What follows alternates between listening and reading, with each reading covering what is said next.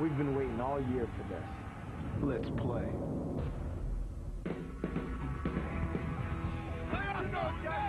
We know we got you. Let's go out here and do it. Win this game.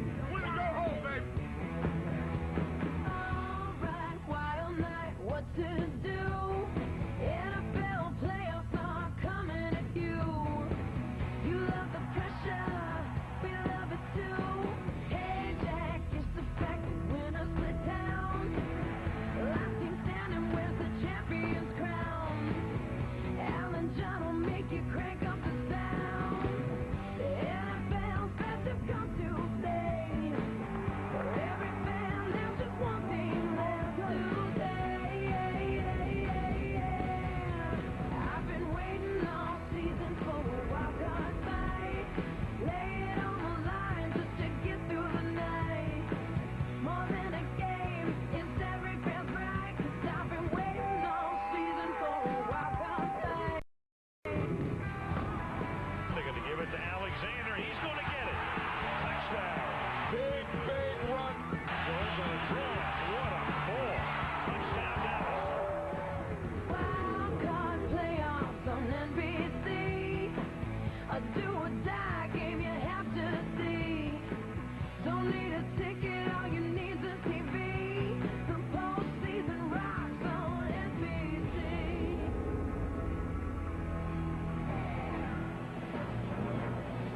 It's 44 degrees on the Seattle waterfront.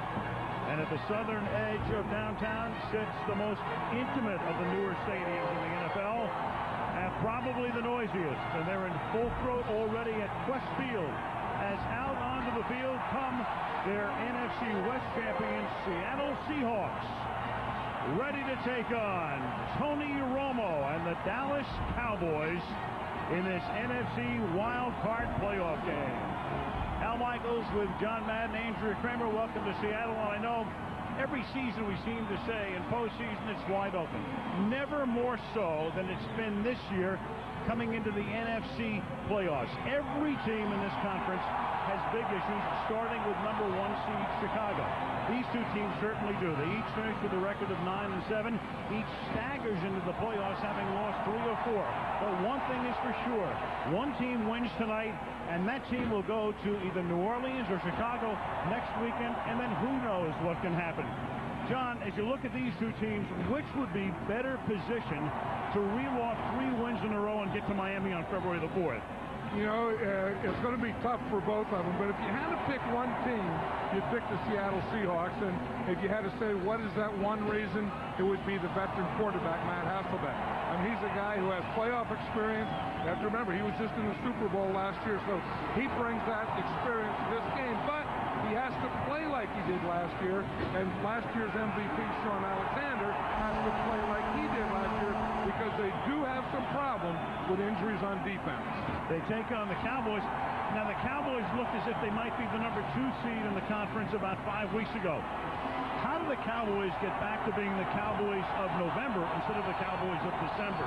Yeah, I think they have to get off to a good start here, especially defense. You know, their defense has had big plays thrown against them, and they've lost a little confidence. But you can get it back in a game. Get it back by starting off. You get a big play early on defense, then on offense. Tony Romo has to play the way he did a month ago. I think that, you know, maybe as Bill Parcells said, it wasn't that he doesn't have confidence. Maybe he's overconfident. And I thought he was a little careless with the ball. Last week he had 4 fumbles. He has to eliminate those things and play like the Tony Romo of a month ago.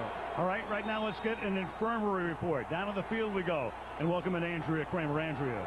Well, actually, good news for the Seahawks, Al. They will have the services of wide receivers Darrell Jackson, who missed the last 3 games with a hyperextended toe, and DJ Hackett. Hackett has had a hip flexor injury, but he ran so well in pregame warm-ups that he will play. They'll also have guards Chris Gray and Floyd Womack. Now, quarterback Matt Hasselbeck is thrilled to have his 2 wide receivers, but he told me the big challenge is they haven't practiced together all week. He said they'll have to just draw on past experience.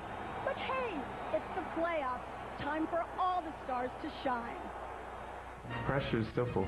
You make plays. You know, this is why you play the game. This is the best time of the year right now. To me, the best part about the postseason is just the energy that filters from the entire city down to you as an individual player. It's a single elimination. Somehow, some way, just knowing that this could be your last game, it's a great motivator. The dream is still alive, someday it will come true. In this country it belongs to folks like me and you. So let the voice of freedom sing out through this land. This is our country. This is our truck. The 2007 Motor Trend Truck of the Year. The all-new Chevy Silverado. Only Sprint has a network powerful enough to let you follow the NFL playoffs wherever you go. Watch the drama unfold all the way to Super Bowl 41 with NFL Network, live on Sprint TV. Get 24/7 pre- and post-game analysis of every NFL playoff game, plus NFL Total Access, NFL Red Zone, and more. For a limited time, get the only Moto Razor with exclusive access to the NFL for $49.99. Sprint. Power up. It was my worst nightmare. I was away on business and my wife called. Someone had broken into our house. We got lucky. They just wanted our things. What if the guy had still been there? I've never felt so helpless. I called ADT the very next day. A single ADT system can help protect your home from burglary, fire, and carbon monoxide. Save over $250 on a family package, plus get 1 free month of monitoring. Protecting my family is the best investment I ever made. ADT. Always there.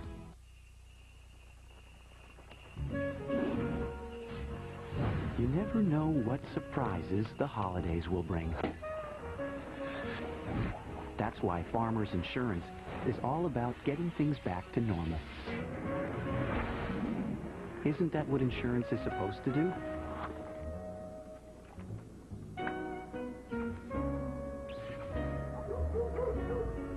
Farmers, get you back where you belong.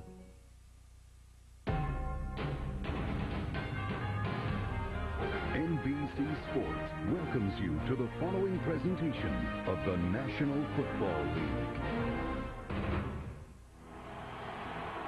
One of the traditions for the Seattle Seahawks is the raising of the 12th man flag.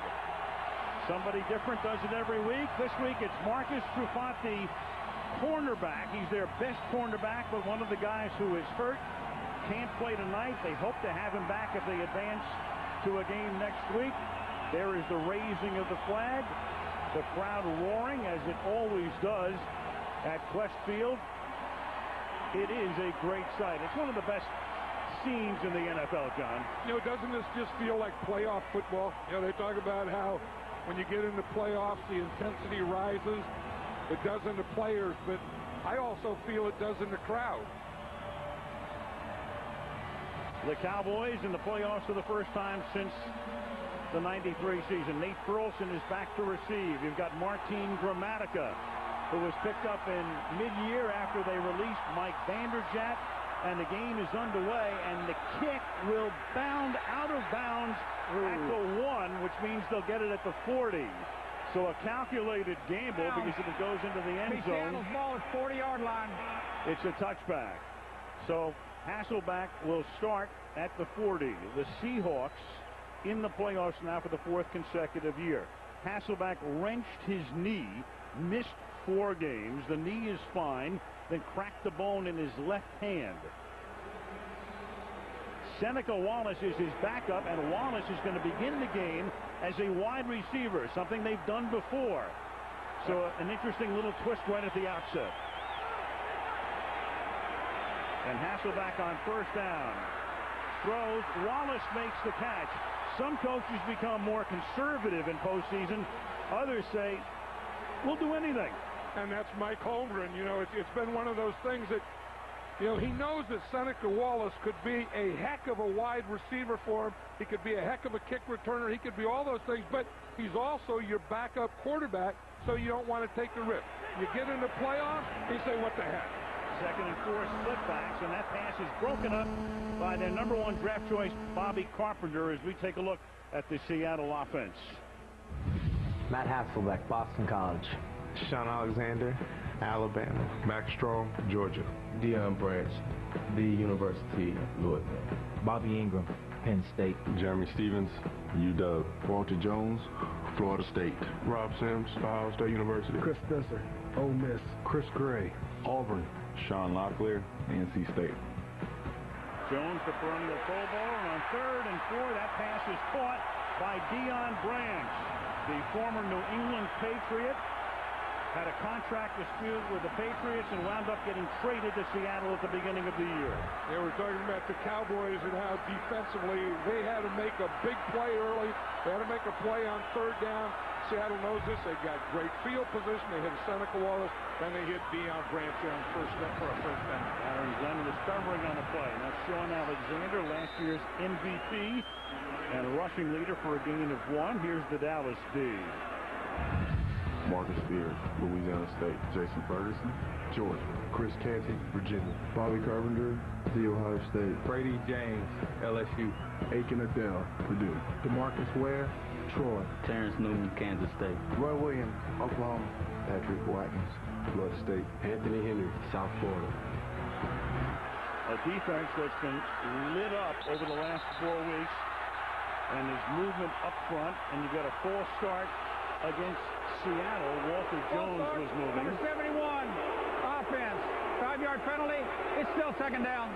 You see a ton of false starts in the stadium, but very rarely against the home team. Right, it's supposed to be for the other guys, and that was an interesting alignment. You know, there's going to be a great matchup between Walter Jones, number 71 there, one of the top offensive linemen in football, and DeMarcus Ware, a good pass rusher. But on that last play and on this play, DeMarcus Ware is lined up on the other side. Here's DeMarcus Ware on this side.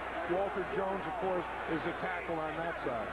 2nd down and 14. They send Alexander in motion, and the pass is caught by Bobby Ingram, who gets inside the 20 to the 11-yard line.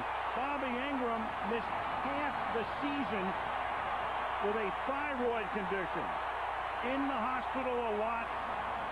It took everything he could muster up to get his strength back, and here he is in the playoffs picking up 36 on the receiving end of this pass. You know, and he's just one of those guys that is a great inside slot receiver. You know, you get him in there in the slot, and he could run that in, he could run the out, he could run those possession-type passes, and I always thought Bobby Ingram was one of the best at that. And there's Alexander taken down by Roy Williams, the safety, coming up. Knocks him down after a gain of 1. It will be 2nd down and make it 8. Here we're talking about DeMarcus Ware. We see him right here. He was the guy that was on Bobby Ingram on that play. Now, that's a zone. I mean, he wasn't playing a man-for-man, but his alignment has stretched him out and got him out there. I think on a passing situation, DeMarcus Ware has to be a pass rusher, because if you're the Cowboys, he's your only one.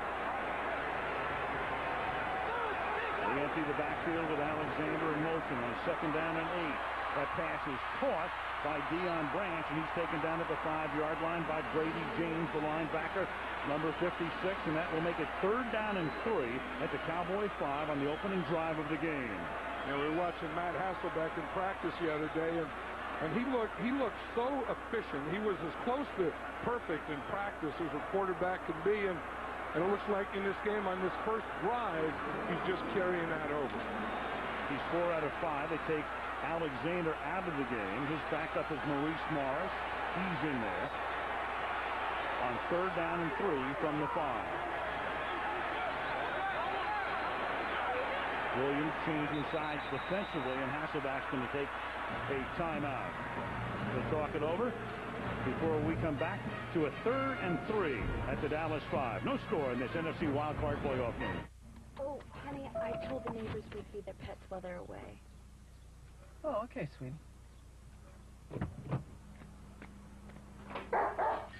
Oh, no. Ooh. Want to get away? Now you can.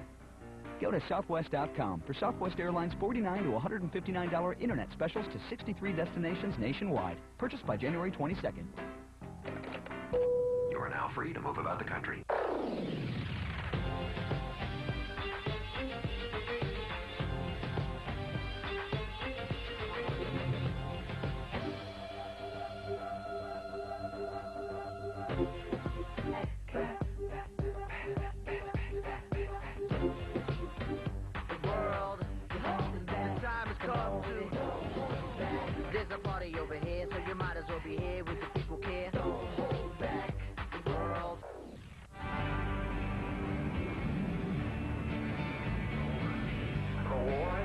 is over. The unconditional surrender.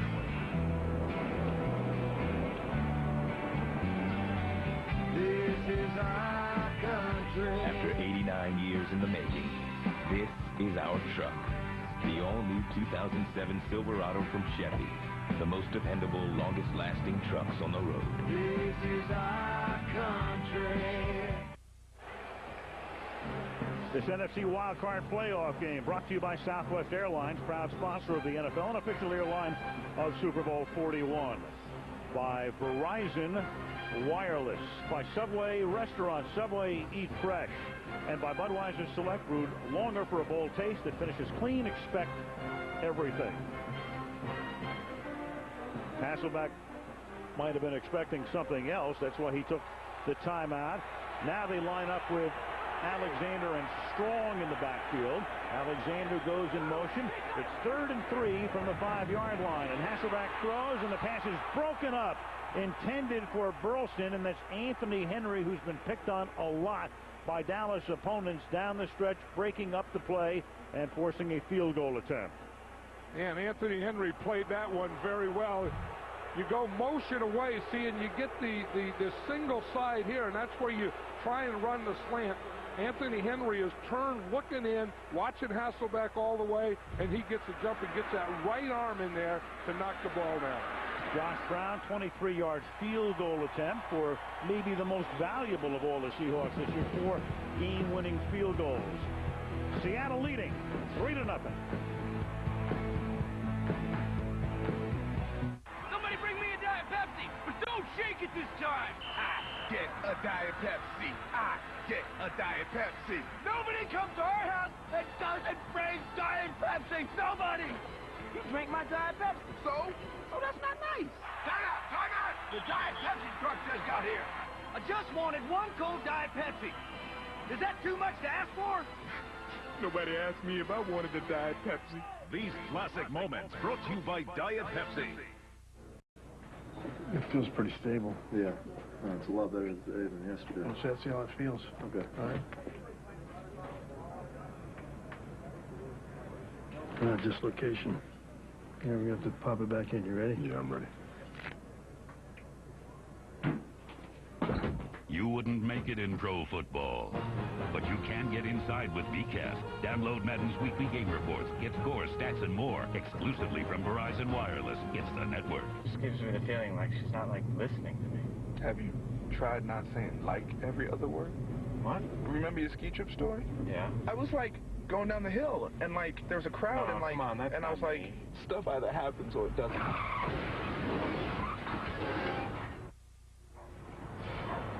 Holy.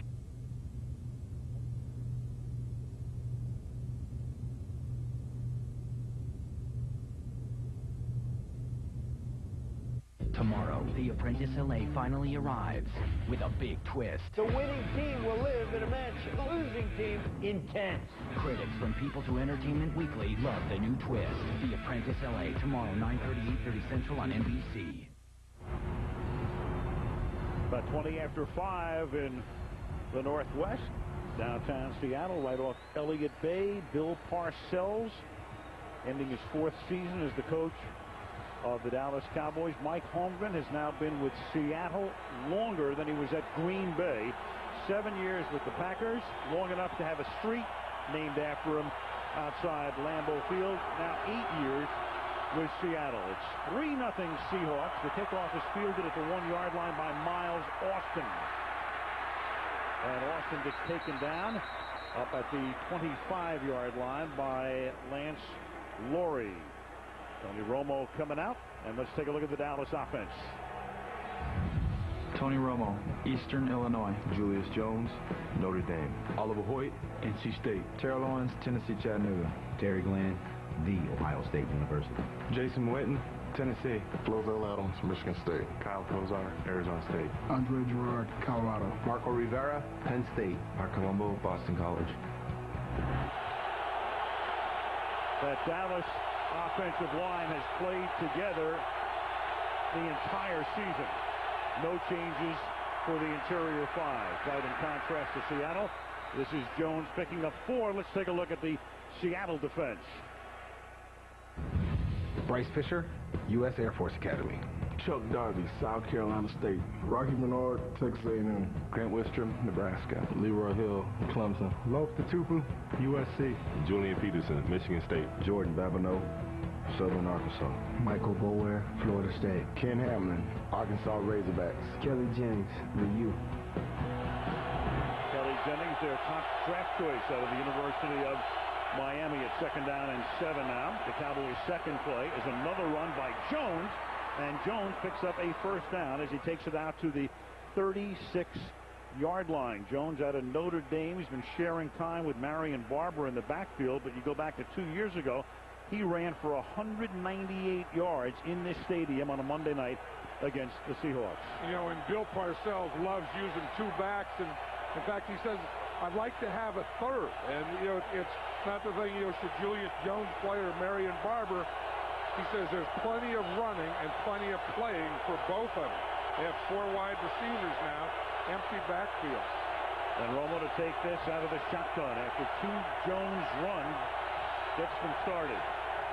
Romo, who's been starting since late October, that pass is thrown low, intended for Patrick Creighton. Now, the one thing that everybody, as far as Dallas is concerned, knows about is the cornerback situation. You're taking a look at Jordan Babineau, who's been a corner, a safety, and now a corner again. And there is their #1 draft choice, Jennings, who's been the nickel back, meaning he's been playing when they went to 5 or 6 defensive backs. Now he's going to have to play just about the entire game. So you can see they're going to play a lot of cover, too. You know, where both the corners are up, the safeties are off, and they have the middle linebacker playing way deep.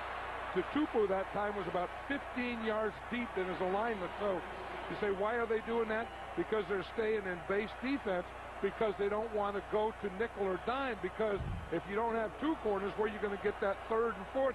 Look where the middle linebacker, Lofa Tupu, is. He's playing back there like a free safety. So they have a cover 2, both corners up, both safeties deep, and then the middle linebacker deep. And there's Pete Hunter, who comes into the game, hasn't played at all this year. A week ago tonight, he was watching a football game on television and then went bowling. Here he is in the playoffs. 3rd down and 10.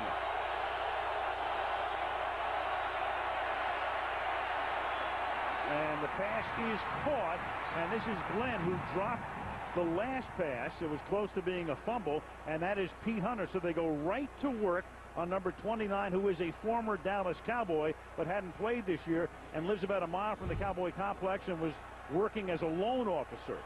Yeah, that's Pete Hunter there. He's number 29, and you can see that, you know, he gets caught up there a little confused and doesn't get off a block. But if Tony Romo has time, and the Seattle Seahawks only had a 3-man rush that time, he'll do this to him all night. 18-yard gain. Now back to the ground. And Jones plows ahead to the 44-yard line with 8:45 to go in the opening period. It'll be 2nd down and 8.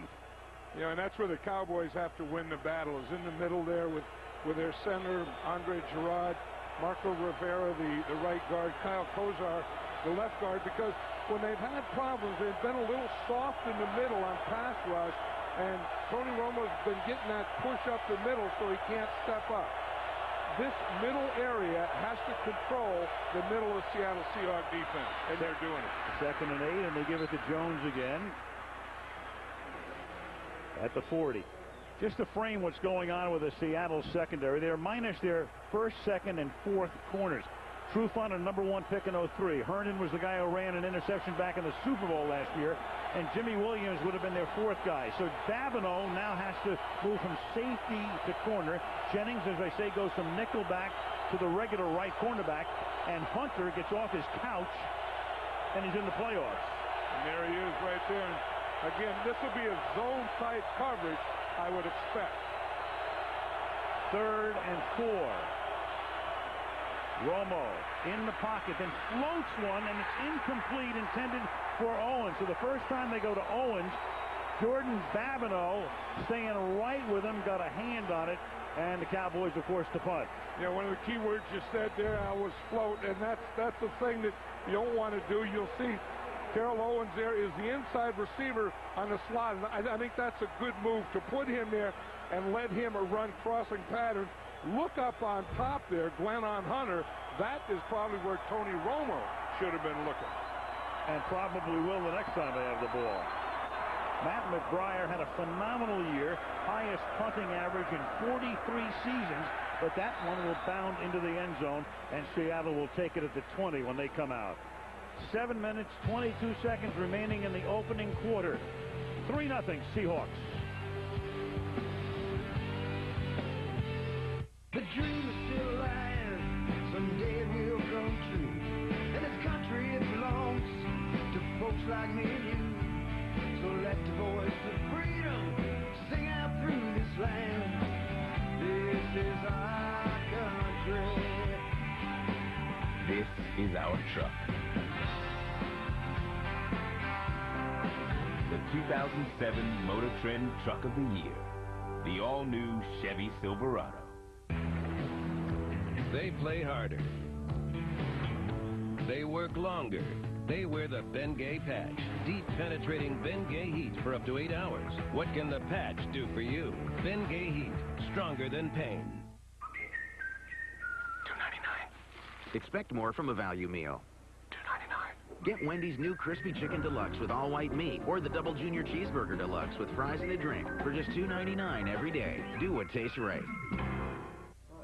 Okay, guys, check this out. Ran the numbers. It looks like if you insure your car and your home with us, this is how much money we're going to save you. That's what I'm talking about, baby! Yes! Oh, yeah! Oh, yeah! State Farm's got football fever. It's a good rate. You'll get it, too. To see how your car and home can save you money, call an agent or visit statefarm.com.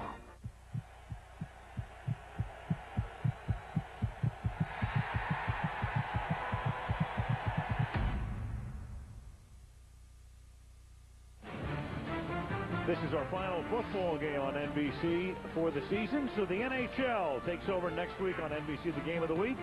Regional action. Penguins meeting the Flyers in one of those games. Sidney Crosby in action. NHL on NBC starting next Saturday. From the 20 now. Seattle starts its second drive. Hasselbeck off the plate. They had that one tipped, and it is intercepted at the 39-yard line. Picked off by Anthony Henry.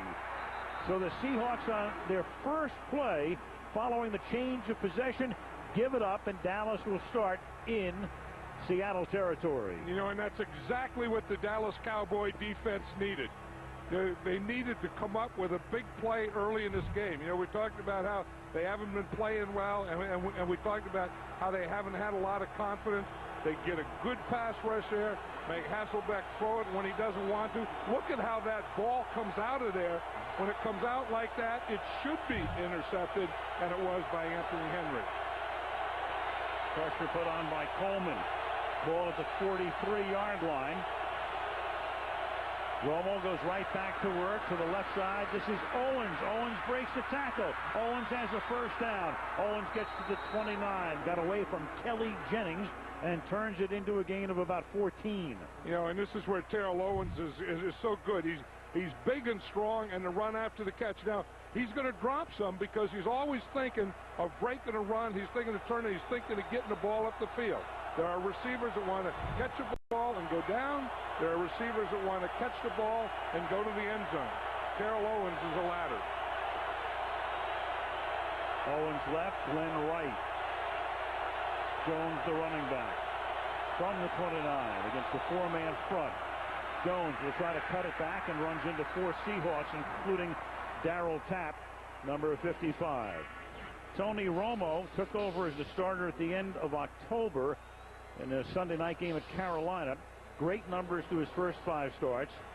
A lot different in his last 5. As Bill Parcells said to us last night, he said he's listening a lot better than he did 3 weeks ago. He belongs to me again. I think after that game last week against Detroit, I think he became a big-time listener. 2nd and 11 from the 31. Screen, Jones. And cutting through to break it up is Julian Peterson. acquired from the 49ers. He'll go to the Pro Bowl, and one of the reasons plays like that. I'm not sure that I'd be testing Julian Peterson with screen passes. I mean, you have that secondary out there. Why not keep going after him? I mean, you can spread them out. They're trying to play cover 2 in zone. I don't know that you have to do this. I mean, Julian Peterson is one of their best players. Julian Peterson will make that play. The area that they have problems is in their secondary, specifically their cornerbacks. That's where you have to go to work.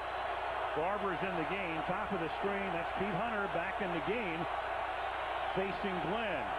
And a safety coming over to help out. Romo looking straight down the middle, then rolling left, directing traffic, throwing, and that's incomplete. Intended for Owens, who is set up at about the 11-yard line, covered there by the safety, Ken Hamlin. So they pick up 1 first down, and that's all. And now they're in a position where it'll be a long field goal attempt for Gramatica on a night when it's a little windy, but it shouldn't have much effect down on the field before the game. Not really buffeting. Maybe an 8 or 9 mile an hour wind, but a 50-yard attempt here for Gramatica. Picked up in the middle of the year, and the kick is good. So the teams exchange field goals to this point in the game. 4:50 left in the quarter.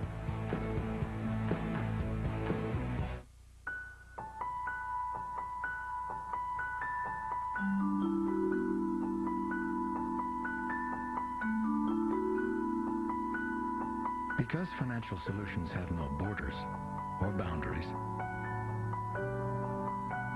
UBS operates in only 2 locations. Everywhere. And right next to you. You and us. UBS. Hey guys, printer's out of ink. Just shake it.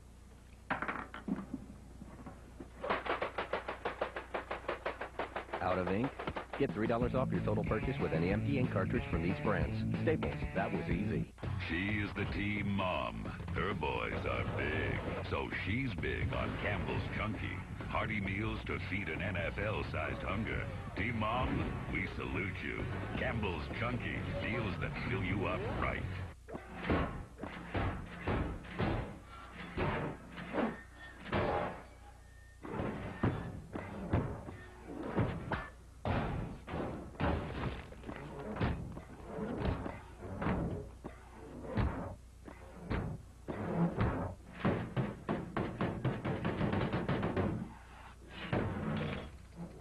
Dodge Ram, the longest-lasting, most durable line of full-size pickups. Why do we love the Golden Globe?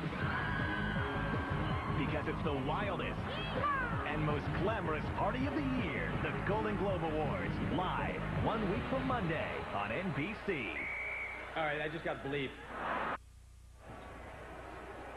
So, John, if I'm playing third base and you're playing shortstop, how many ground balls do you think could get between us over the course of a season? I don't know. My name is in a place my body's never been.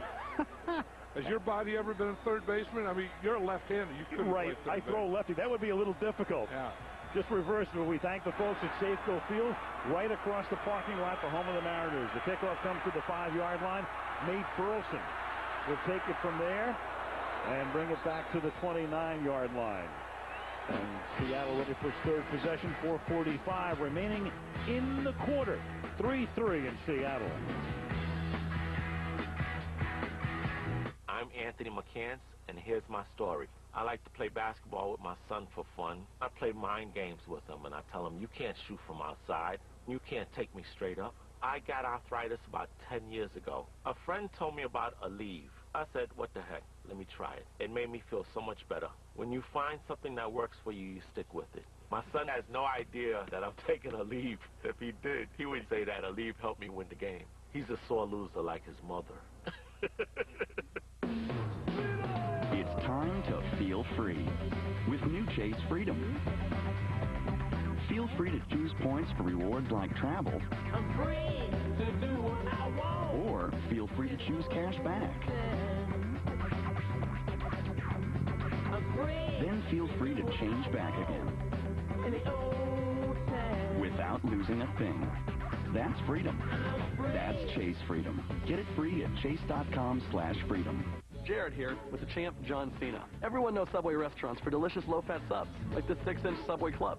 Order a foot long, and it's still less than half the fat of a McDonald's Big Mac. The real surprise, it's got twice the meat, so it fills me up without slowing me down. Wow.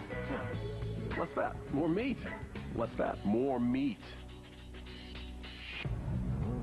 The delicious foot-long Subway Club. Less than half the fat of a McDonald's Big Mac, but twice the meat. Subway, eat fresh!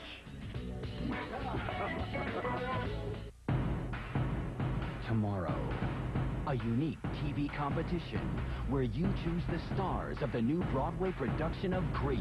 Tell me about it, Dad. You're the One That I Want premieres tomorrow at 8/7 Central on NBC.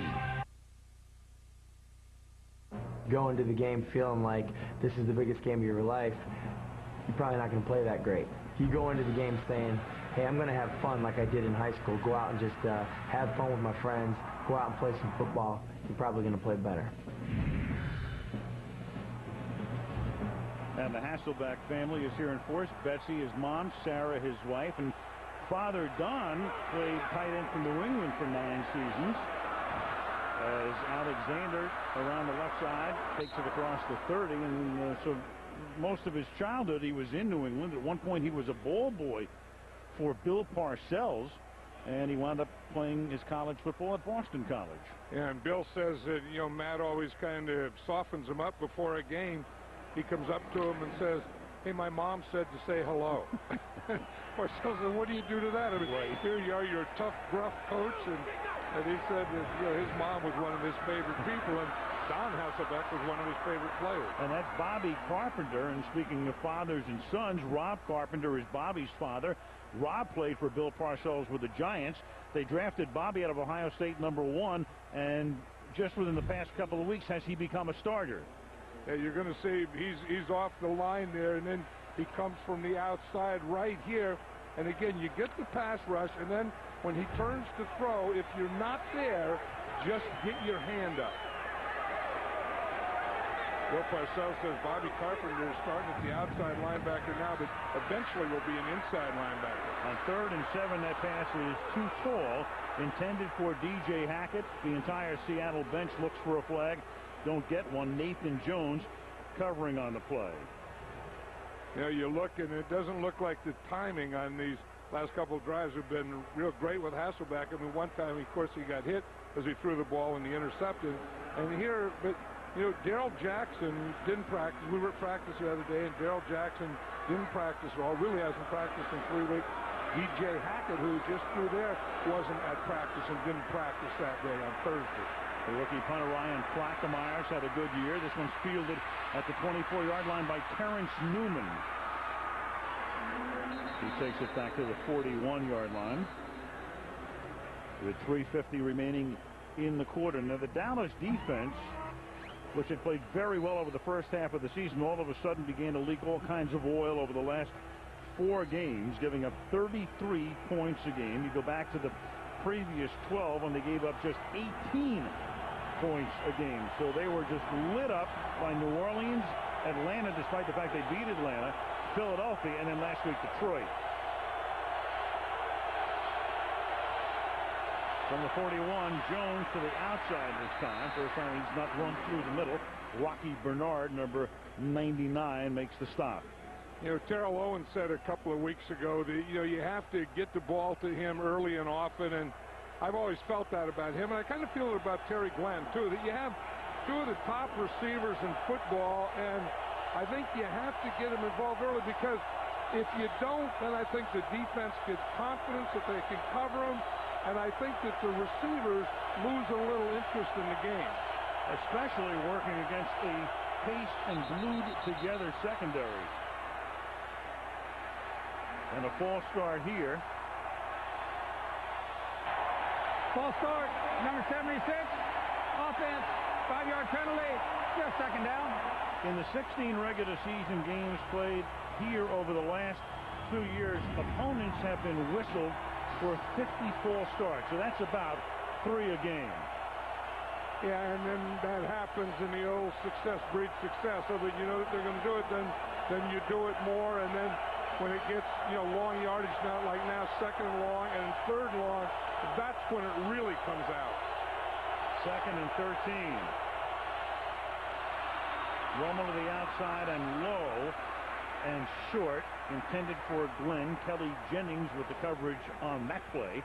And it will now be third down and 13 from the 38. Romo's made some bad throws. He kind of has to calm down. Remember that one that he threw to Terrell Owens? He kind of lobbed it out there, and it was behind him. And that one there, he got it all the way to him, but on one bounce. And he kind of has to calm down, settle down, because his protection really isn't bad. Third and 13. He tries to find his November rhythm.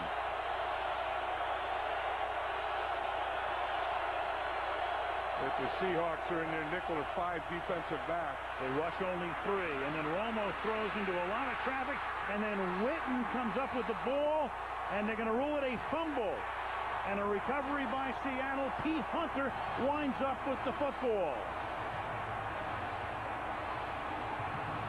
Romo jams it in. Witten makes the catch, but then he fumbles it away. You're going to see Witten right here. He's the inside receiver on a slot. He comes under there, has control right there, gets a pretty good hit by Michael Boulware. Number 28 hits him, knocks the ball out right there. Then Pete Hunter, the guy that just signed a week ago, comes up and picks it up. Leroy Hill hitting him from one side, Michael Boulware from the other. Witten did not fumble either this season or last.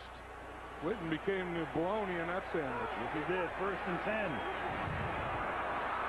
Here's Alexander, and he gets taken down, and that's Bobby Carpenter, who's been a force here on defense in the first quarter with the tackle.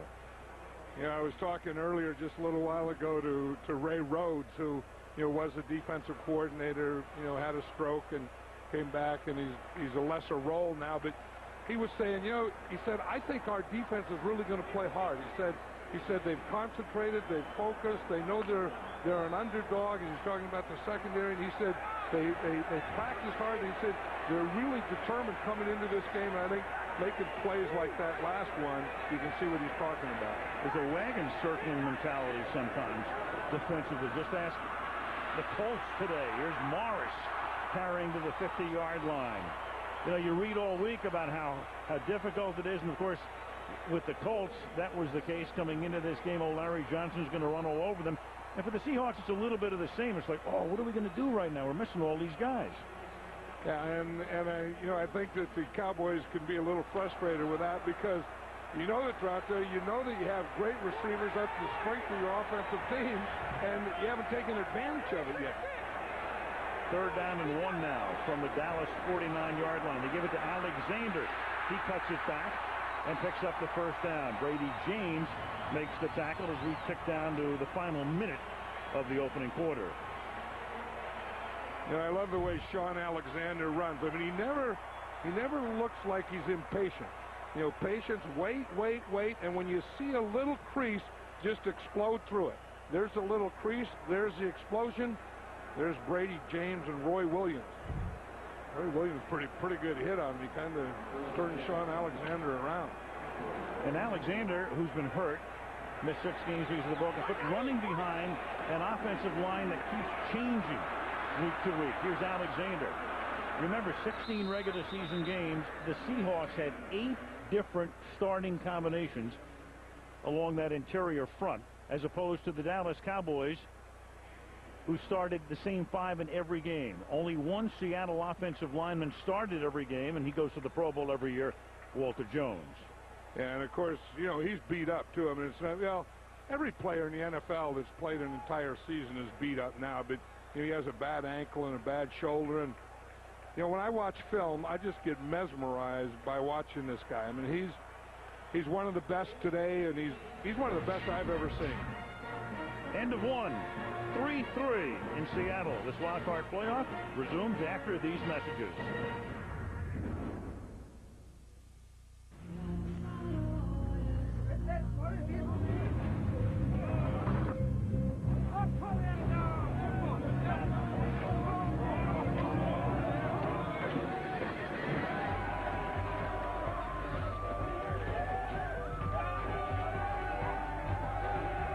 harvesting over 3 billion gallons of fresh water from the sea each year.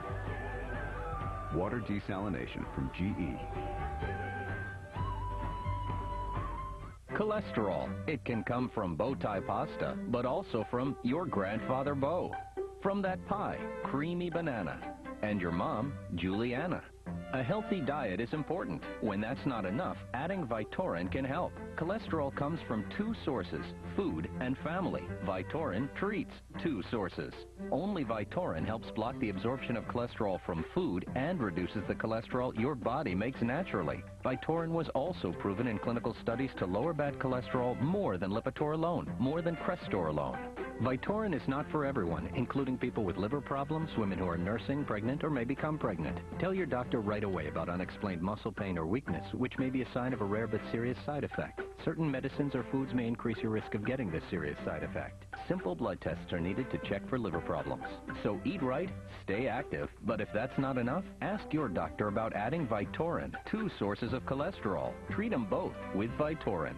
It doesn't matter if you win or lose, as long as you try your best. Easter Bunny doing the bunny hop. Are you for real? You should see my abs. I left them in the car. Spaceship. So you see this guy. He's just like running like crazy. He goes into his end zone type thing. I'm sorry. Would somebody please help me out here? Help us decide which idea would make the best Super Bowl commercial ever. Voting ends this weekend. See the 12 finalists and vote at NFL.com/superad now. A new era is dawning. A true playoff atmosphere. The first ever FedEx Cup Championship. Coming to NBC. Yes! February 3rd. Larry Johnson again. Another stop of the big Kansas City running back. Touchdown! Delivers to the end zone. Caught for a touchdown by Reggie Wayne. Colts won, which means they go to Baltimore next week. The winner of this game will go to either Chicago or New Orleans. Al Michaels, John Madden, Andrew Kramer. We start the second quarter with a 2nd and 8. Hasselbeck airing it out, and Jackson is there. Aaron Glenn covering on the play, and it's incomplete. Remember what Jackson did in the Super Bowl last year that drove me crazy? And he was running those ups or those goes, and he was running them too close to the sideline. Watch this. Here it is a year later, and he's doing the same thing. He's running right out of bounds. I mean, there's no way. If you look at, you have to give him a point where, as you run it up, you want to run kind of down this line right here, about 5 yards from the sideline, just like this, because then the quarterback can throw it over your outside shoulder. 3rd down and 8. Hasselbeck under pressure. Gets away. Rolling and looking and coming back the other way and looking for anybody, and the pass thrown away. DeMarcus Ware put the heat on. He was able to escape him, but nobody got open. 4th down. Yeah, and I think that, Matt Hasselbeck knew that, when something like this starts and you see DeMarcus Ware here with the great pass rusher, and then he makes Hasselbeck bring the ball down, then he makes it get out of there. Hasselbeck knows. I mean, all these great quarterbacks or veteran quarterbacks have that clock in their head that says, okay, by now, I just got to throw this thing away. Blackermeyer, one of the few punters who has been drafted, took in the 7th round out of Wake Forest, and fair caught at the 8-yard line by Patrick Creighton. 1st minute, 2nd quarter. The Space Needle, the symbol of Seattle, 3-3 at Quest Field. I'll have a number 6 meal. Hey, can I change that to a number 9? Sure. Tired of one-size-fits-all combo meals? Get a Subway Fresh Value Meal for just $3.99. Different sub every day. Freshly made just the way you want it. With chips and drink just $3.99. Where freshness meets value. Subway. Eat fresh. Strange going on. Over 1,000 people insist they've seen something in Loch Ness. And yet when science is applied, like this expedition here, what's going on? I don't believe it. I don't believe it. Do you see that? There. Oh, my.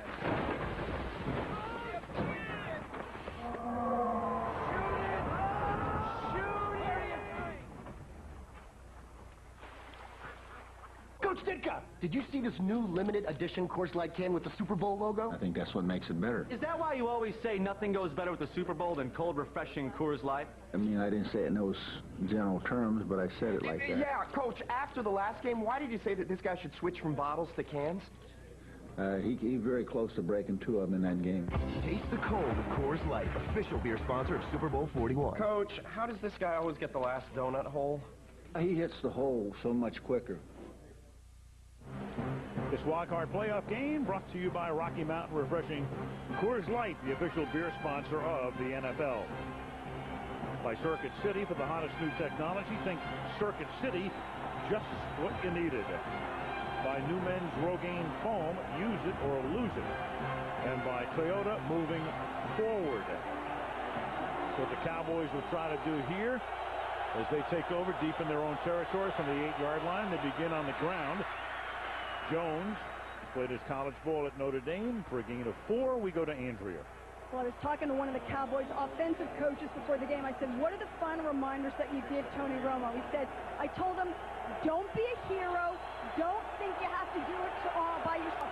Get the ball to the playmakers. Owens, Witten, Glenn. Well, we saw him get the ball to Witten. He just shouldn't have fumbled that ball, but he wants to get the ball into the playmakers' hands. Owens has caught 1 tonight. 4 completions to Romo to 4 different receivers. On 2nd and 7, Romo throws, and that pass is underthrown because of the pressure intended for the fullback, Oliver Hoyt. Russell Davis, the tackle, put the heat on Romo. It's going to be 3rd down and 7. You know, and that's where Romo has the problems. I mean, early when he started, he was able to, when pressure came from the outside, he would get inside the pressure and then move out, buy time, and throw the ball up the field. Here, since in the last month, people have been putting the pressure right in his face, just like Russell Davis did that time, instead of coming from a side and letting him step up, not letting him step up. 3rd down and 7, and it's been effective for the defenses over the past month. Romo stepping up, throwing, moving forward, and it's Terrell Owens not making the catch. Incomplete is the call. Hit the ground at the 26-yard line. Romo comes up to plead the case, to no avail. See, and that's what he was doing earlier that they've really stopped him in the last 4 games doing is when he feels pressure, get up there. You see that hole there? Now get up in that hole, but continue to look upfield and make those plays. Only reason, I mean, he's just a little off target. I mean, he's moving. You know, he's finding that hole, but he just isn't getting the ball there. He has to settle down. I'm sorry.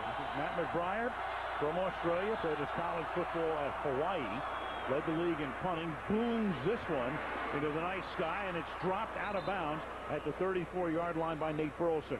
So Seattle will take over there. A minute and a half into the 2nd quarter. 3-3 in this NFC wildcard game.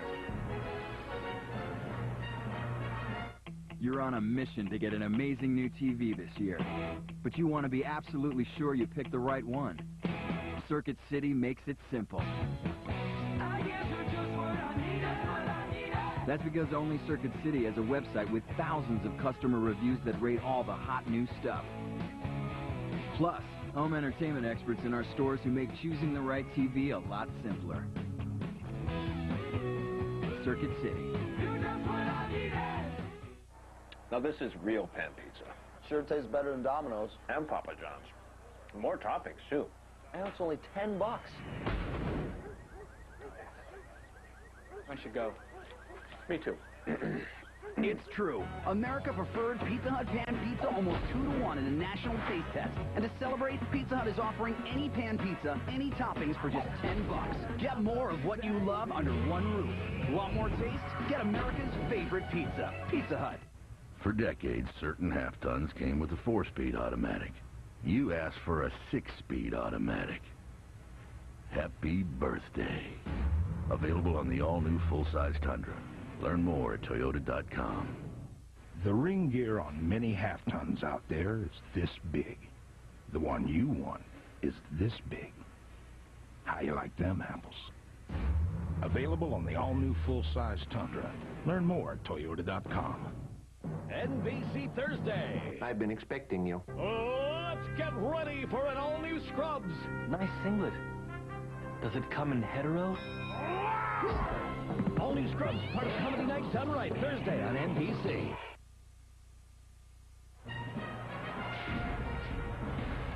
The NFC Wildcard playoff game from Seattle. The other NFC game tomorrow. Philadelphia taking on the Giants, and that will determine where the winner of this game will go as Hasselbeck throws. And that pass is caught by Deion Branch. If the Giants win, then the winner of this game would go to New Orleans. And if the Giants lose and Philly wins, then the winner of this game goes to Chicago next week. Second down and 4 at the 40-yard line. And neither one of these quarterbacks look like they've settled down, have they? I mean, you know, Tony Romo, you know, his balls are going all over the place, and Hasselbeck doesn't look like he has this thing going yet. But Alexander does with this run across the 50, first down. Anthony Henry makes the tackle at the 48-yard line after a gain of a dozen. Yeah, and you just think of Sean Alexander. Remember last year he was the league's MVP. You kind of want to get right behind Walter Jones here. He pulls out, he gets on DeMarcus Ware, and when Walter Jones gets on you, he stays on you right there, that extra beat right there, just to let Sean Alexander get by him. Some guys will play, and a defender will get off and make a tackle. You don't get off Walter Jones. Hasselbeck protected well, and that pass is not caught by Deion Branch, who got away momentarily from Henry. Second down and 10. That Dallas defense, interesting to note here, you take a look at the Dallas pass defense, on or outside the left numbers. Now when you're a quarterback, you're going against the other side of the defense, but they've been vulnerable over to the quarterback's left, not vulnerable to the quarterback's right. Some of this has to do with Terrence Newman playing on one side and Anthony Henry, who they've been picking on a lot, to the other. But for what it's worth, the opposing quarterbacks have had far more success going to their left against Dallas than to the right. Second down and 10. Hasselbeck throwing to the right side, and Ingram makes the catch. And Aaron Glenn makes the tackle, and that will be a first down. You know, one of the things that I've noticed about the Cowboy defense in the last couple of games that we've done, and including here, is they have trouble getting lined up. I mean, they seem to be confused, and you look, I mean, here's Morris out there, and no one gets out there. I mean, finally, DeMarcus Ware's out there, but this is happening. I mean, it started, you know, against New Orleans, and then Atlanta did it to him, and then Philadelphia did it to him, and then Detroit did it to him, and now it looks like Seattle is starting to confuse him. This is Alexander running through the middle, and he gets taken down by Brady James, and the big space feeder in the middle, Jason Ferguson. You know, I think they were kind of exposed against New Orleans. You know, Sean Payton came in, and he had a plan, and that plan was to, you know, to spread them out, to give them a lot of personnel groups, you know, to use motion. And then I think that everyone else copied him. It looked like Philadelphia did the same plan, Atlanta did the same plan, Detroit, and even here now the Seahawks. And the irony is, when the season began, if you look at the strength of the Cowboys, you would have said the defense, and they did play pretty well up until that last month. Now they try to put the finger in the dike. Second down and 10 from the 38-yard line, and that would have been a pretty good finger in the dike, but Carpenter couldn't hold on to it. You know, one of the things the Cowboy defense does on if they don't want to go nickel, what they'll do is they'll put in Aaron Glenn, so they have three corners. Take out the free safety. They'll have Aaron Glenn, Terrence Newman, Anthony Henry. And that's what they were doing on that play there. Bobby Carpenter was just standing right there in the zone, and Matt Hasselbeck threw it right at him. Branch, the intended receiver. Carpenter mad at himself for not having what he felt was an easy pick. Third and 10 now at the 37. And Hasselbeck's going to take Seattle's second timeout. Dallas 3, Seattle 3. Hey, Coach Mora, we're going to throw a playoffs party in my backyard. Big screen TV, lots of cold, refreshing Coors Light. You kidding me? No, we're even going to play touch football with the neighbors. I don't care who you play. Coach, there's going to be girls at our party. You think we should talk to them about the playoffs? Playoffs? Don't talk about it. Playoffs? Playoffs? Taste the cold of Coors Light, official beer sponsor of the NFL playoffs. Playoffs? You kidding me? Playoffs? Okay. Don't talk about I brought it up. playoffs. This Friday, inspired by a true story of the world's most terrifying serial killer. He has claimed over 300 victims. He remains at large. Primeval, rated R, starts Friday. $2.99. Expect more from a value meal. $2.99. Get Wendy's new Crispy Chicken Deluxe with all-white meat, or the Double Junior Cheeseburger Deluxe with fries and a drink for just $2.99 every day. Do what tastes right.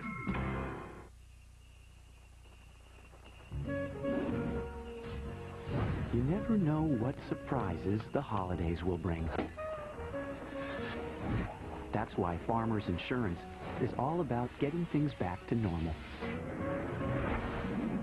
Isn't that what insurance is supposed to do?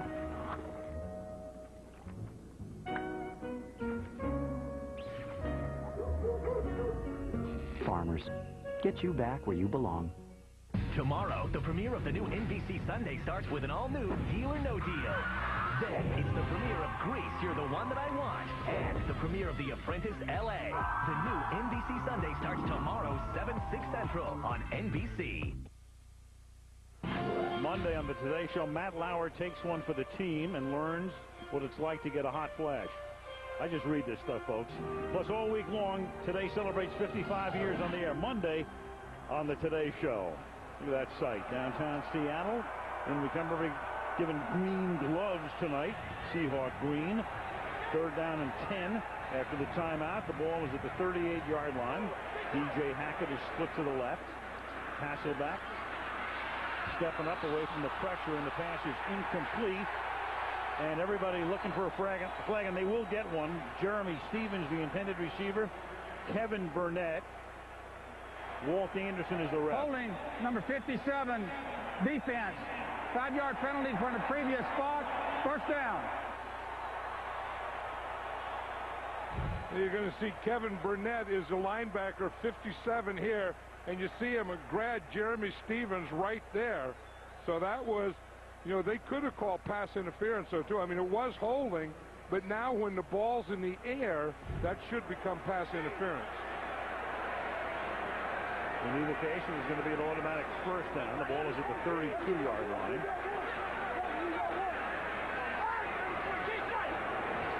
Hasselbeck will hand the ball to Alexander.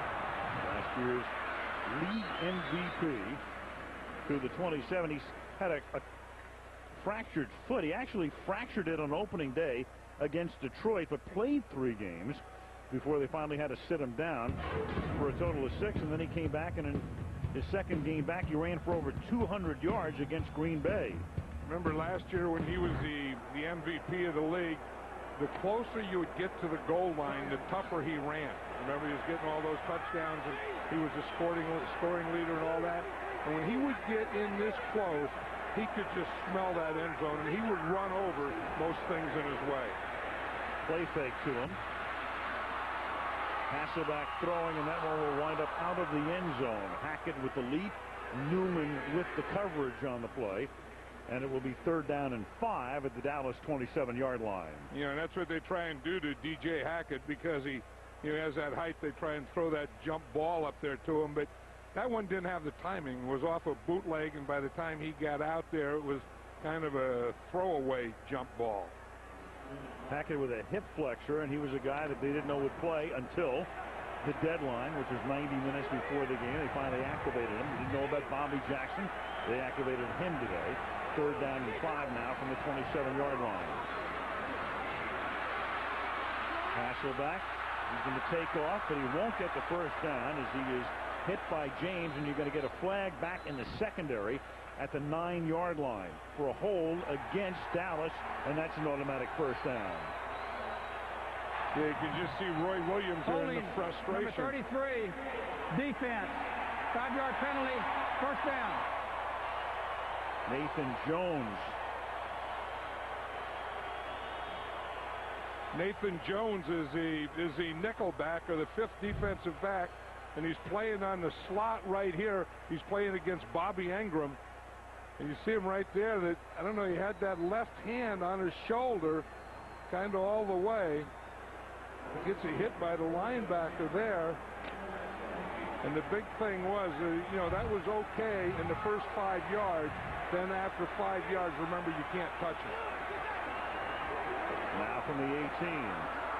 Alexander for a tough 3. Both of the Dallas holding calls have come on 3rd down. So Seattle trying to drive for a go-ahead score. 9:40 to play in the first half. And remember, last year they were so good in this area inside the 20 in the red zone. And, and the big part of that is having a running back. And the big part of that, again, was Sean Alexander. And when you have that running back, that's the way the Dallas Cowboys were years ago. Remember when Emmitt Smith was running, and they would just get here and run the ball, run the ball, and run the ball, and then Emmitt would finally take it in the end zone. And the Seattle Seahawks were like that last year, not so much this year. No backs here on 2nd down and 7. Hasselbeck throwing to the end zone, and Newman got his hands on it to bat it away. Newman had perfect position. Busts up the play, 3rd down and 7. The pass intended for Bobby Ingram. Yeah, and then they do work a little more on Terrence Newman than you think they do, or maybe they did. I think they caught 2 touchdowns on him last week, so you look like Ingram is going to try it again, because when they go to nickel, Terrence Newman, the corner, goes and he covers the slot. That time he covered him very well. 3rd and 7. Matt Strong is the setback. They give it to him on a draw, and the fullback who normally blocks catches a lot of balls, though, and has been around as a Seattle Seahawk for 13 seasons. Comes up short, and then comes Josh Brown to try to make it a 6-3 game. And you hear a few boos. I kind of boo that one too. I look at a 3rd and 7 or 8 draw to Max Strong as a give-up play, and I think that Matt Hasselbeck, if he's healthy, I think he's too good, and I think the receivers are too good. I don't know that you have to run Max Strong on a draw on that play. 30-yard attempt. Blankemeyer puts it down. Brown splits the uprights. 8:23 remaining in the opening half. Seahawks back up on top again, leading Dallas 6-3.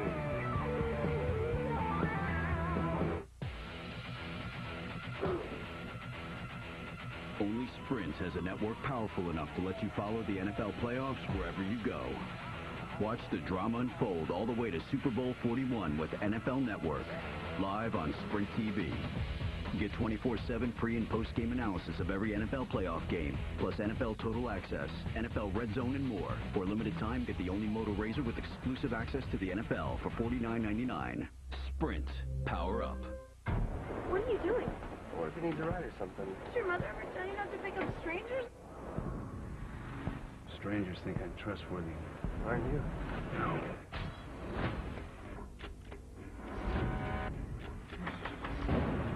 What do you want? All you have to say is 4 little words. I want to die.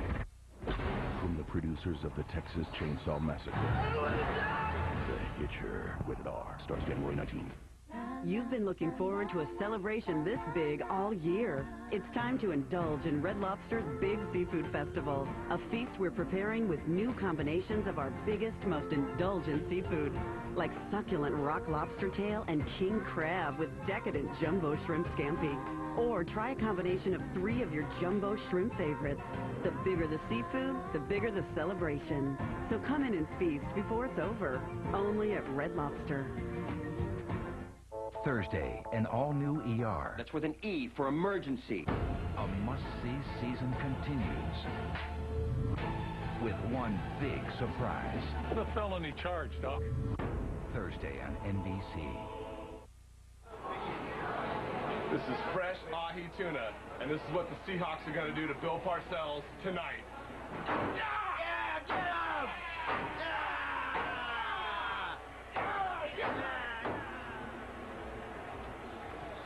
Turn them into tuna tartare.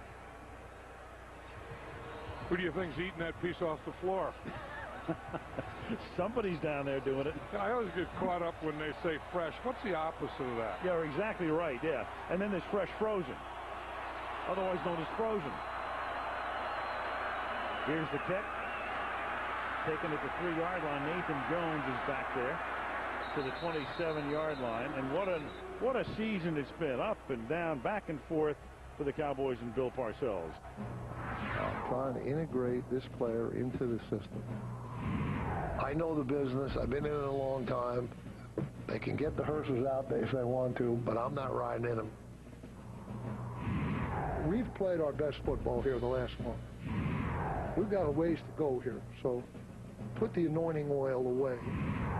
I can't tell you how disappointed I am. I really can't. Bill Parcells, Mount Everest to Death Valley and back and forth all season long. Here's Romo. And Romo will get sacked at the 18, and it was about Romo that Bill used that anointing oil reference when he said you can put the anointing oil away. Well, right now he's gone from anointing oil to, I think, needing Pennzoil. Right, and, you know, he has to be frustrated seeing that one because that has to be one of those coverage sacks thing that I don't think anyone got open. Or if someone did get open, Tony Romo doesn't see him. I don't know. He looked like he did have a hook there in the middle, but he held the ball a little too long. But by the time he was ready to throw it, there was a defender right in his face. Bryce Fisher with the sack. Second down and 17 from the 19-yard line. They run a draw to Jones. And Julius, the brother of Thomas Jones, up to the 23-yard line. So if Dallas winds up facing Chicago next weekend, you're going to get the Jones boys facing each other. I think if Dallas is going to wind up there, they're going to have to, kind of settle down because, they've gone into this, halfway through the second quarter and they haven't established anything offensively. I mean, they just have to settle down and get something going. Almost 4 of 11 for 49 yards, and Jones, a very pedestrian, 8 carries for 25 yards, a little more than 3 per tote. Out of the shotgun now on 3rd down and 13. Romo pressured again. Throws on the run, and the pass is incomplete. Moving forward, trying to hit Patrick Creighton, and again, that Seattle secondary pasted and glued together, doing a very good job in the first half. And one of the things the Seattle Seahawks said, John Marshall, their defensive coordinators, they don't want to let Tony Romo get comfortable. They want to make him move around back there, get out of the, get out of the pocket, get out of his comfort zone.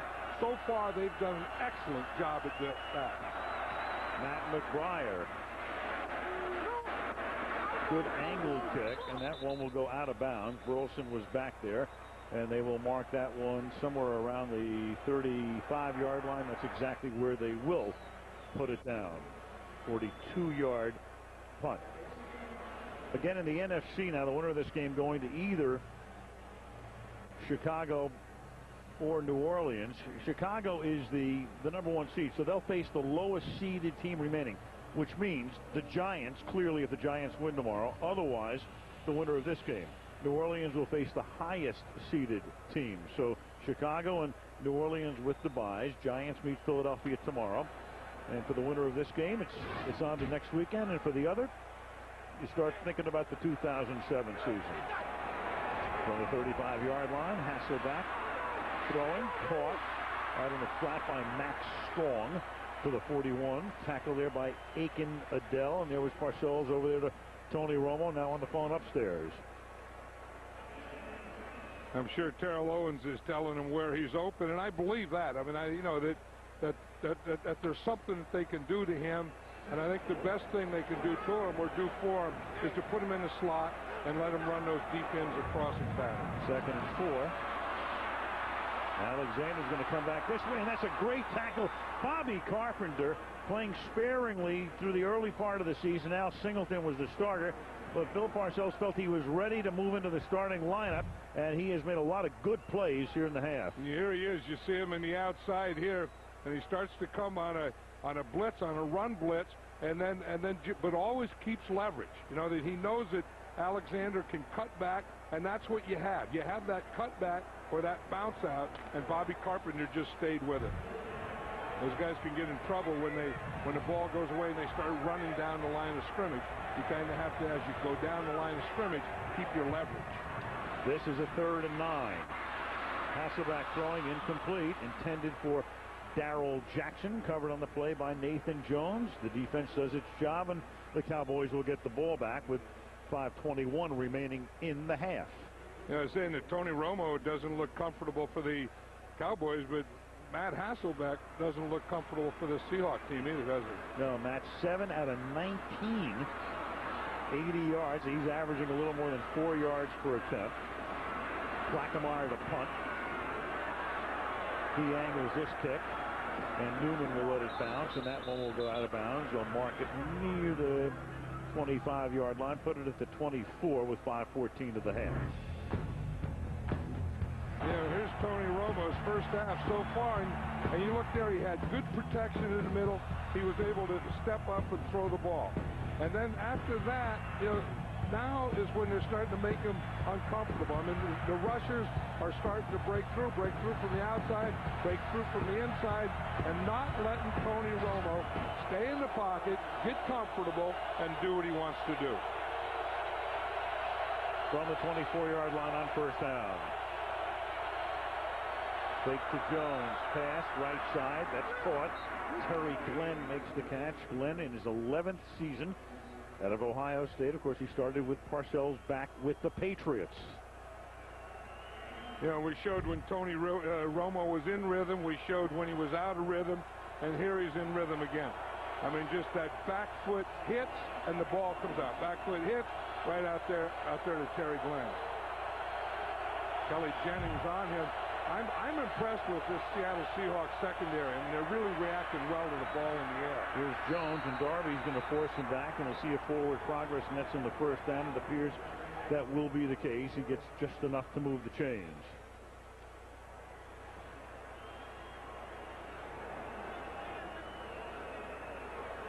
Among the NFC quarterbacks of the 6 teams, Hasselbeck with the most postseason starts coming in, but look at that, a 28 rating. Then Romo with a 52 rating. And at some point in this game, one of them is going to take it over. Yep. And, whether the word is they're going to get comfortable, they're going to get pass protection, they're going to get something. But so far, neither one of those guys have taken this game over. First and 10, 35-yard line. Here's Owens, and this play was whistled dead before the snap because a timeout had been taken by the Dallas Cowboys. So Bill Parcells is going to argue that call, but I believe it was the line judge who called a timeout. Any of the officials can call it, and of course any of the players or the coach could call the timeout. And Parcells clearly wants to know what that was all about.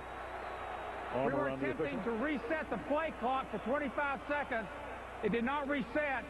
There's not a charged timeout against Dallas.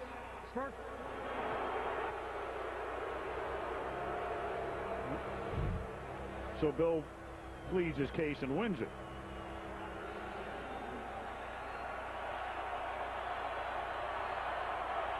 So what did they do? They blew the play dead, you mean? One official signaled timeout. That's why Bill went off. Yeah.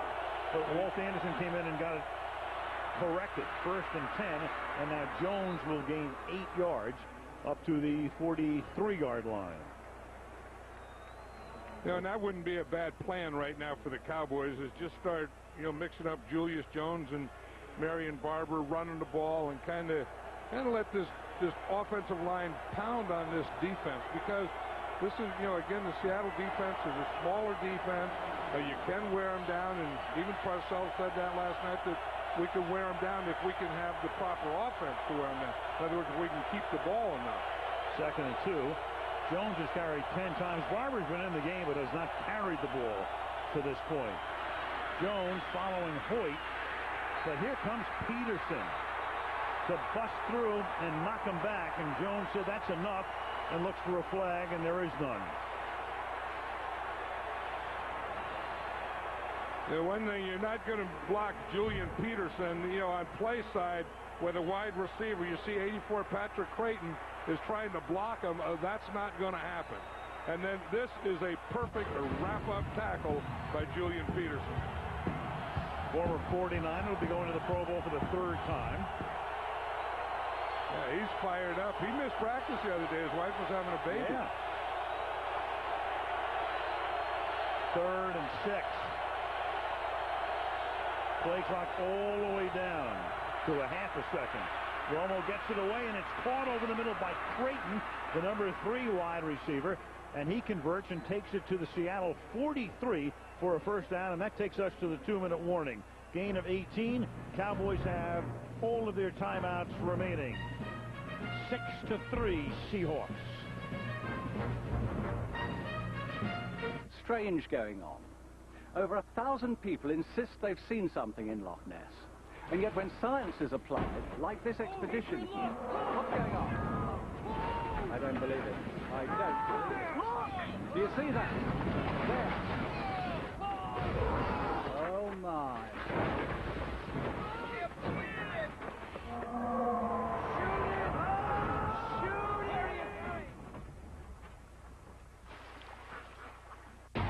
Samsung, the official HD TV of the NFL, presents the play of the day.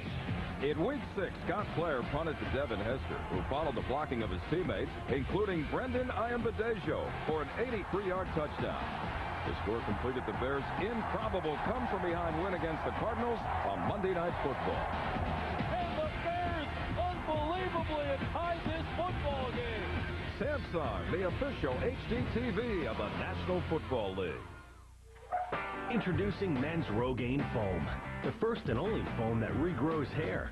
Easy to use, dries quickly. It could be the fastest part of your routine. New Men's Rogaine Foam. Use it or lose it. This kid has been kidnapped. Stolen boy. Maxim calls Alpha Dog riveting. Come clean now, John. You come clean now. Edgy and startling. This movie is on fire. We gotta kill the kid. Kill him. That's a joke, right? Alpha Dog, rated R, Friday. Coach Ditka, did you see this new limited edition Coors Light can with the Super Bowl logo? I think that's what makes it better. Is that why you always say nothing goes better with the Super Bowl than cold, refreshing Coors Light? I mean, I didn't say it in those general terms, but I said it like that. Yeah, Coach, after the last game, why did you say that this guy should switch from bottles to cans? He very close to breaking 2 of them in that game. Taste the cold with Coors Light, official beer sponsor of Super Bowl 41. Coach, how does this guy always get the last donut hole? He hits the hole so much quicker. Tuesday on Criminal Intent. A wealthy daughter murdered, and a famous family has something to hide. Sit down and shut up! Doris Roberts guest stars. All new Criminal Intent, followed by an all-new SVU. Tuesday on NBC. 2 minutes to the half. Marion Barber will be the running back as the Cowboys come up to the line of scrimmage. Last-minute instructions from Romo to the fullback, Oliver Hoyt. All 3 timeouts for Dallas. They're down by 3. Glenn goes in motion to the right. They're taking to Barber, and then Barber will take the pass, and Barber will get taken down by Tapp after a gain of 5 to the 38-yard line. You know, they had a rotation towards Terrell Owens, and he was up on top, and he had a big hole to throw it in, and Romo didn't look out to that side. And I would think that he ought to come back to Terrell Owens somewhere here, or maybe go back to Jason Witten in the middle. Remember that one, that hook in the middle where he hit him and he fumbled? That is still there. Instead, they give it to Barber, and Barber will take it to the 35-yard line. That's going to set up 3rd down and 2. And 3rd and 2 in this situation is a passing situation. I don't think that you go for a run here. I mean, because you only need 2 yards, there could be a possibility of a play-action pass, but I would think this would just be a regular pass. Cowboys can afford to take plenty of time here. They have all 3 timeouts left. First things first, they need the first down. Otherwise, you're looking at about a 52-yard field goal attempt for Gramatica. Play clock all the way down to 1. Romo will throw, and that's dropped by Owens. It's an unofficial stat, but our Elias Bureau keeps them. Going to do a great job of that, but throughout the season, 15 drop passes by Owens, about 1 per game. And Parcells going to take a timeout here. Yeah, and you feel that Terrell Owens wasn't ready to catch that ball for some reason. It was right there. He has to catch it. Now what do you do? Timeout. Meet the Dollar Millionaires. From vintage leather to McDonald's double cheeseburgers, these folks are all about the Washingtons. Looks like Rachel here has this season's It accessory. No wonder she rolls with such a handsome entourage. These people live like money grows on trees. Trees they can't find. But they have no trouble finding luxurious meals on the dollar menu. Now I'd buy that for $1.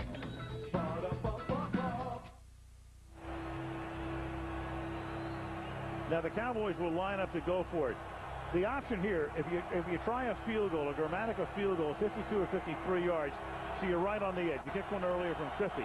But the downside is, if he misses it, Seattle would get the ball near the 43-yard line. Again, their offense really isn't done much, but you're still going to give them a chance in the midfield. So at least the Cowboys will line up to attempt to get a first down. Out of the shotgun. From the 36. Romo has time. Over the middle. Caught. Finds the open man. And that is Jason Witten. And he'll make it first down and goal. And the clock ticking down to 27 seconds. The Cowboys have 2 timeouts. They'll take one here. 32 yards on a 4th and 2.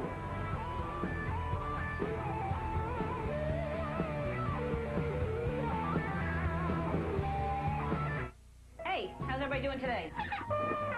Me too. All right, here's what I want to talk about today. Working in an office. I don't think we've talked about that on the show yet. Anybody remember? I didn't think so. Okay, so here's what made me think about it. What if you're a neat freak and then you're forced to share an office with someone who's a pig? You know what I mean, Francis. Come on. This is the term. My life is far from ordinary. That's why my card is American Express. The Cowboys in that no man's land where do you try the long field goal? Do you go for it? They went for it, and it paid off big. It's first and goal. The Cowboys still have a timeout left. Remember, they had thrown that same pass to Jason Witten earlier, and it was complete, and then he fumbled it, and you knew that it would be there again. This wouldn't be a bad play-action pass now. It is to this point. Fake the Barber. Romo will throw. There's a flag. And he throws that one out of the end zone. There's a flag down at the 9-yard line. 18 seconds. Walt Anderson, the ref. Holding, number 75, offense. 10-yard penalty. It's still first down. That's Mark Colombo. And there was nothing there. I mean, Tony Romo, did the play-action pass, and he comes out here to the right side on a bootleg. And you're going to see Colombo. He's the right tackle on the side that Romo is going to boot to. And he comes down. He had pretty good leverage on that guy. I don't know that he had to do that, but Tony Romo didn't have much of a play when he got out there in that boot. Bill Parcells saying, "Hey, you look at me." 3 receivers to the left, 1 to the right. 3 by 1. On first and goal from the 13. Romo stepping up, throwing, and that's going to be caught, and reaching into the end zone and getting there is Patrick Creighton for the touchdown. Patrick Creighton stopped at about the 2, had enough momentum, lunges forward, gets it into the end zone for a touchdown. Yeah, big play by Patrick Creighton. I mean, he gets open, catches that ball, and then works like that. Here he is. He's the middle receiver here. You see they go deep. He just comes underneath, and then he comes under control. It's his own defense. He finds a hole and just waits there for Tony Romo to throw him the ball. Romo got whacked on the play as well. He stays in the hold. Gramatica for the point after. But Romo comes off a little gingerly after throwing the pass to Creighton. That gives Dallas the lead. 10-6 Cowboys. 11 ticks left.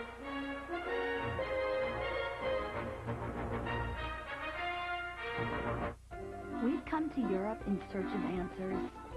How was an entire city built on water? How could one man have given us the David and the Sistine Chapel? But more importantly, do those come in my size?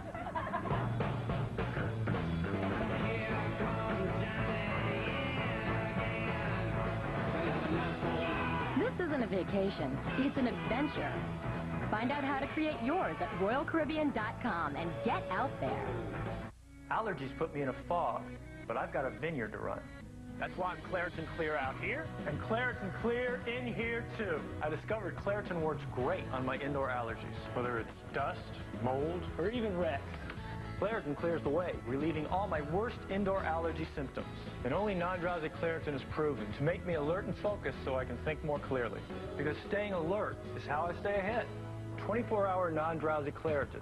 Live Claritin clear, indoors and out. Patrick Creighton, their number 3 wide receiver. Of course, when you play with Owens and Glenn, nobody knows who you are. They know him right now here in Seattle because he scored the only touchdown of the game. This is Burleson to run the kickback out to the 33-yard line. Clock is down to 5 seconds. Defensive half. Neither team able to get much going. The numbers are not pretty. 7 out of 19 there. Alexander has been bottled up. Had one decent run. Tony Romo, until that last pass, had completed less than 50%. Owens has been limited to that one catch, but the big play was that 4th and 2. Seattle will take a knee here, a kneel down by Hasselbeck, and that will be the end of the half. A 32-yard pass to Witten on 4th and 2 is the story of the game at the half. 10-6. Cowboys on top. Toyota halftime show on the other side of the break. You think you could be a star on Broadway? It's finally here. Tomorrow, 8/7 Central. In a television first. You choose who will star in the new Broadway production of Grease. I want this so bad.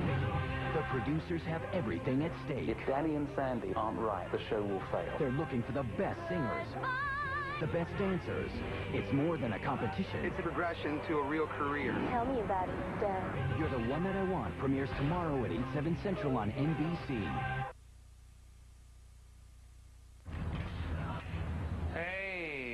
From work, I don't really know. I don't know your name, so I'll just call you a dude. To be polite, I'll talk to you, but I really just want to eat my breakfast. I'm so hungry, I don't hear a word you're saying.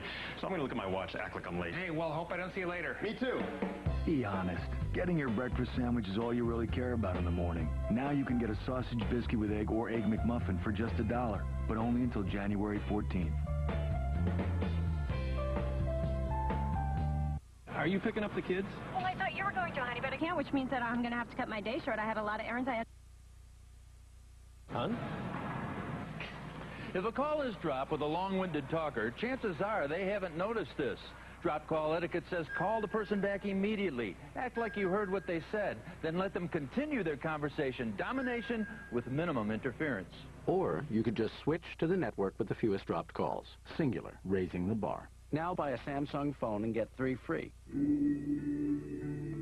We gave the all-new Altima inspired design, advanced technology, aggressive performance. And what looked great on paper was even better on the road.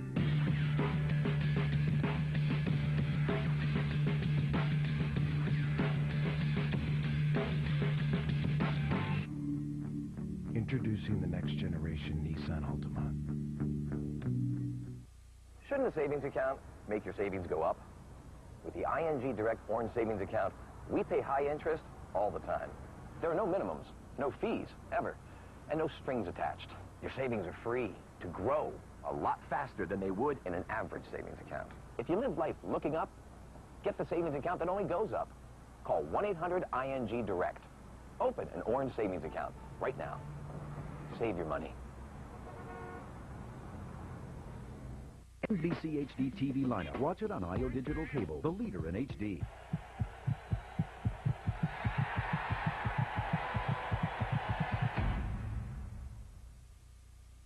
Welcome to the Toyota Halftime Show, brought to you by Toyota, moving forward. Okay, Sterling Sharp, Jerome Bettis, Jim Mora, Bob Costas, Peter King, and Chris Collinsworth standing by. Largely a defensive struggle. Dallas leads at 10-6 at the half. Coach, a thought? Well, Bob, I don't think either quarterback's really been able to find a rhythm. Up until that last drive, I was really impressed with the job the Seattle defense was doing, protecting what's really a decimated defensive secondary. I think they did a great job of mixing zone coverage, some well-planned pressure, and took a little heat off some of those young cornerbacks that are playing. And like those quarterbacks not playing well, I expected to see a little bit more running, especially from Seattle's standpoint. Shaun Alexander has not been there. I think we really need to get Shaun Alexander involved in order for Seattle to win the football game. I like the trust that Bill Parcells has shown in his defense. On 4th and 2, we're going for it to try and get a touchdown, and that's what they did, a 32-yard completion to Jason Witten. I think Bill Parcells is hedging the bet that his defense cannot stop Seattle in the second half. Okay, earlier today in the first wild card game, Indy moved on, and they sent Kansas City home. Longtime friends and colleagues, Edwards and Dungy, embraced before the game. Joseph Adebayo at 122 yards rushing, scores here to make it 16-0 in the third. Then Trent Green, in his only good moment of the day, 6 for 6 on the drive, hits Tony Gonzalez for the TD. They got the 2-point conversion, but Manning comes right back to Reggie Wayne, made it 23-8. They coasted from there. Manning 30 of 38, a TD was intercepted 3 times, and again they embrace at game's end. Larry Johnson was held to just 32 yards on 13 carries. Perhaps the only blemish for Indianapolis today was the fact that Manning was intercepted 3 times, 2 of them by Ty Law. Here's what Manning had to say about his old nemesis after the game. I told Ty Law that I'd be glad to introduce him at the Hall of Fame. You know, I'd do his introduction for him. You know, one of the reporters asked me after the game, "Are you going to invite Ty Law to dinner?" I said, "No, I think you should invite me to dinner. Would be more appropriate." Well, as I said, Manning was 30 of 38, but there were times, Chris Collinsworth, as you worked the game with Tom Hammond, where you felt that he was out of sync with his receivers. Yeah, Bob, as I sit here with all my friends in Indianapolis, there's no question that those two who've really struggled in the playoffs, you know, only 2 touchdowns now for that combination that's been so prolific for so long. But today, 2 of the interceptions, Marvin Harrison going one way, Peyton Manning reading it the other way and just throwing out. So when you go in against the Baltimore Ravens, you just simply have to be better between those two if they're going to have a chance in that game. All right, Chris, thanks very much. Indy's so good defensively today, held Kansas City without a first down in the first half. But now they go to Baltimore. The Ravens are tough, especially on defense. What do they have in mind for Peyton Manning?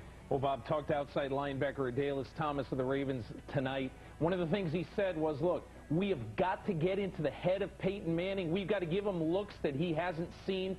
We have to play a surprise game with Peyton Manning. And you watch their defense over the last few weeks, especially their defensive coordinator, Rex Ryan. They try to fool you on almost every series. Yeah, well, there is no tougher quarterback in all the league to confuse than Peyton Manning, so it'll be interesting to see if the Ravens can do it. Up next, we'll look ahead to tomorrow's wildcard games between the Jets and the Patriots and the Giants and the Eagles. Back in less than a minute.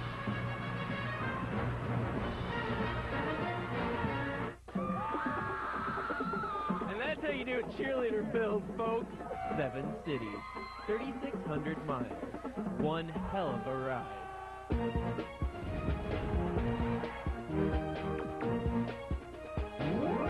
This is the end of the 2006 high school football season. It's been a blast. We met a lot of hardcore fans. The line of scrimmage! Participated in some crazy traditions. Tiny little linebacker, check it out. And witnessed some amazing victories. We thank you, America, for joining us on our trip that was high school football. We'll see you next season. You've got so much laundry to do. The results are in from our Football Night in America Player of the Year poll. The MVP was nice. A Super Bowl title would be nicer. But you can be sure that the Golden Peacock will be the crowning achievement of LaDainian Tomlinson's magical season. Okay, tomorrow in the NFL playoffs, it's the Jets and the Patriots at 1 Eastern time, followed by the Giants and the Eagles at 4:30. Let's get some thoughts on those games, beginning with Jerome and Sterling on Pats Jets. Well, the Patriots season doesn't really start until tomorrow. And so usually you say Tom Brady, he's a guy that, you know, he's played average at best at home this year. 9 touchdowns, 9 interceptions. But when the postseason starts, he's a different quarterback, almost perfect in the playoffs. And I expect him to go out, manage the game well, and win and beat the Jets. And I think for the Jets to win, they will have to attack Tom Brady, but I think they're going to have to get some special plays from special players. Justin Miller, as a kick returner, has to produce great field position and points. And Leon Washington, not only as the running back, but as their punt returner as well. All right, Giants at Philadelphia. As the coach of the Falcons, you faced them both. What do you think? Well, 2 teams that know each other very, very well. I think it's going to be a dogfight, and I think it's going to come right down to the end. I really like the toughness and the grit that Jeff Garcia has brought to the Philadelphia football team, and I think that that's going to be the difference tomorrow. All right, let's leave the last word on Giants-Eagles to Chris Collinsworth, who's had a long day in Indy. Wrap it up for us, Chris.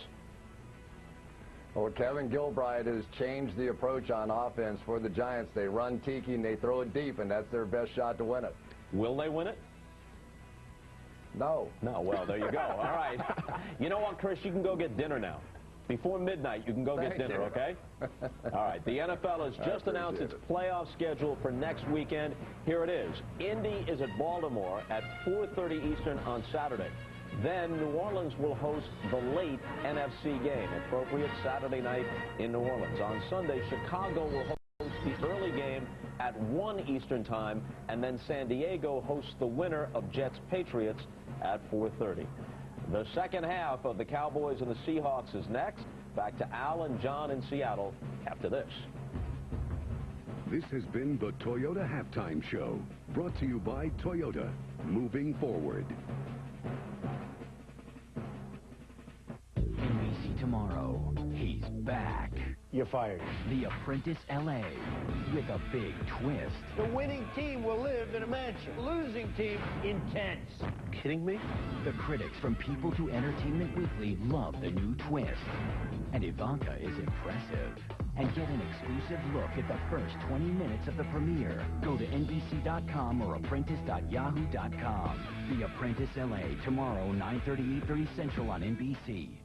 I'd like to talk to you about something I think is the most important safety feature since the seatbelt.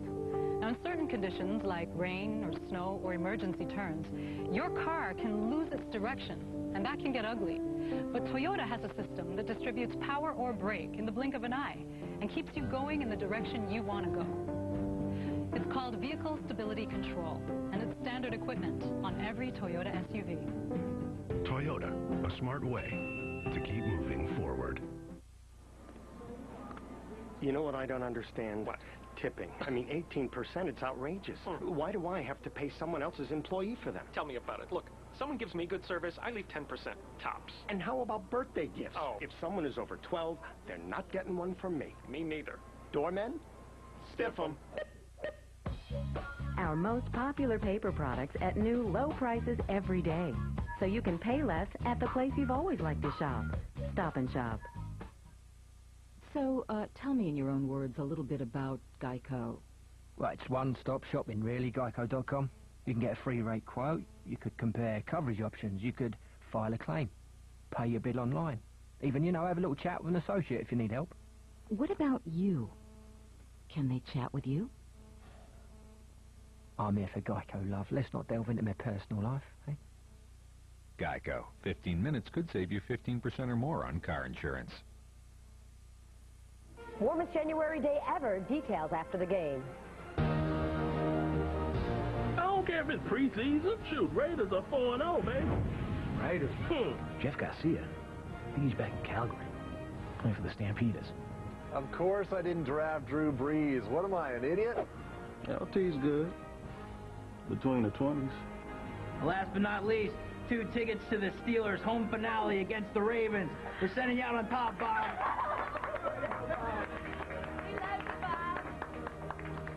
This telecast is copyrighted by the NFL for the private use of our audience. Any other use of this telecast or of any pictures, descriptions, or accounts of the game without the NFL's consent is prohibited.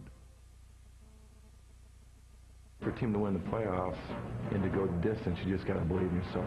We all got here for a reason, so this is the time for us to shine. There's no series, there's no best of 7, it's one and done. And obviously be a lot more pressure and a lot more intense for the simple fact it is the playoffs. You try to sleep a little bit more, you try to study a little bit harder, you try to find that one thing that could put you over the top. When there's an opportunity to catch the ball, you got to catch the ball. When there's an opportunity to hit a guy who's wide open, you got to hit him. There comes a point in the game where you got to make a play, you got to do something to get your team over the hump, and when that time comes, you got to be able to do it. You got to win. If you don't win, you go home. And back we come to Seattle. Al Michaels with John Madden and Andrea Kramer. Third quarter about to begin. Tony Romo connecting with Jason Witten for a huge play on a 4th and 2. Then after a penalty, the touchdown pass to Creighton. It's the only touchdown in the game. And Dallas will get the ball as we start the 3rd quarter. Austin will drop it in the end zone, and they'll start from the 20-yard line. Offensive numbers not particularly pretty, of course, when there are only 16 points in the game. So neither team really lighting it up in any area. 153 for Dallas. Good part of that on that last drive, and 121 total yards for Seattle.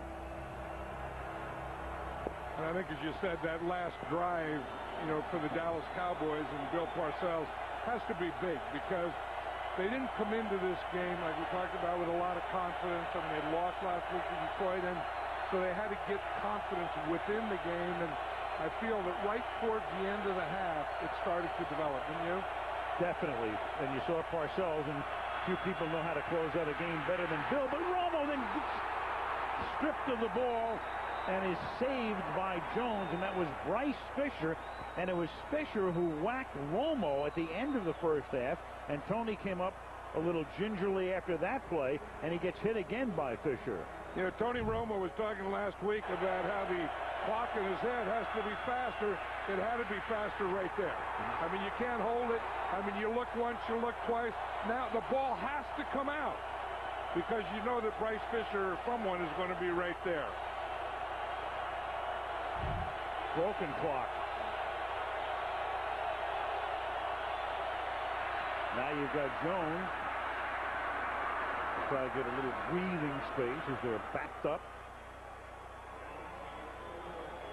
Romo with 7 fumbles over the last part of the season, including in his last 5 games, including 4 last week against Detroit.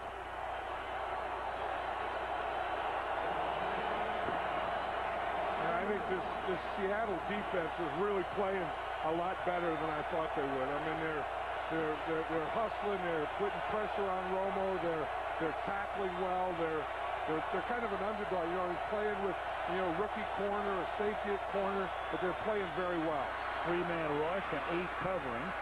Barber makes the catch, and they give up about 8 yards there because it was 20 to go for the first down, and Dallas with a 3-and-out to punt. And that's exactly what you have to do. It's that old deal, prevent. What are you preventing? And if you make the tackle like that, then the prevent defense works. Now, of course, when it really looks bad is when you miss a tackle and a guy makes a first down, and you say, what the heck were you doing in that prevent defense? Matt McBriar, a wobbler, fielded at the 39-yard line by Nate Wilson, and he gets wrapped up immediately by number 57, Kevin Burnett. 2:07 into the 3rd. Tony getting an earful.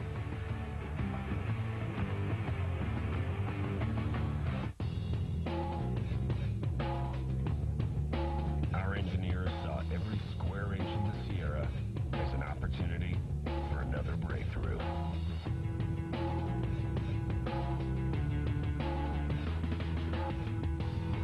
Introducing the more comfortable, more powerful, and the most fuel-efficient all-new 2007 GMC Sierra.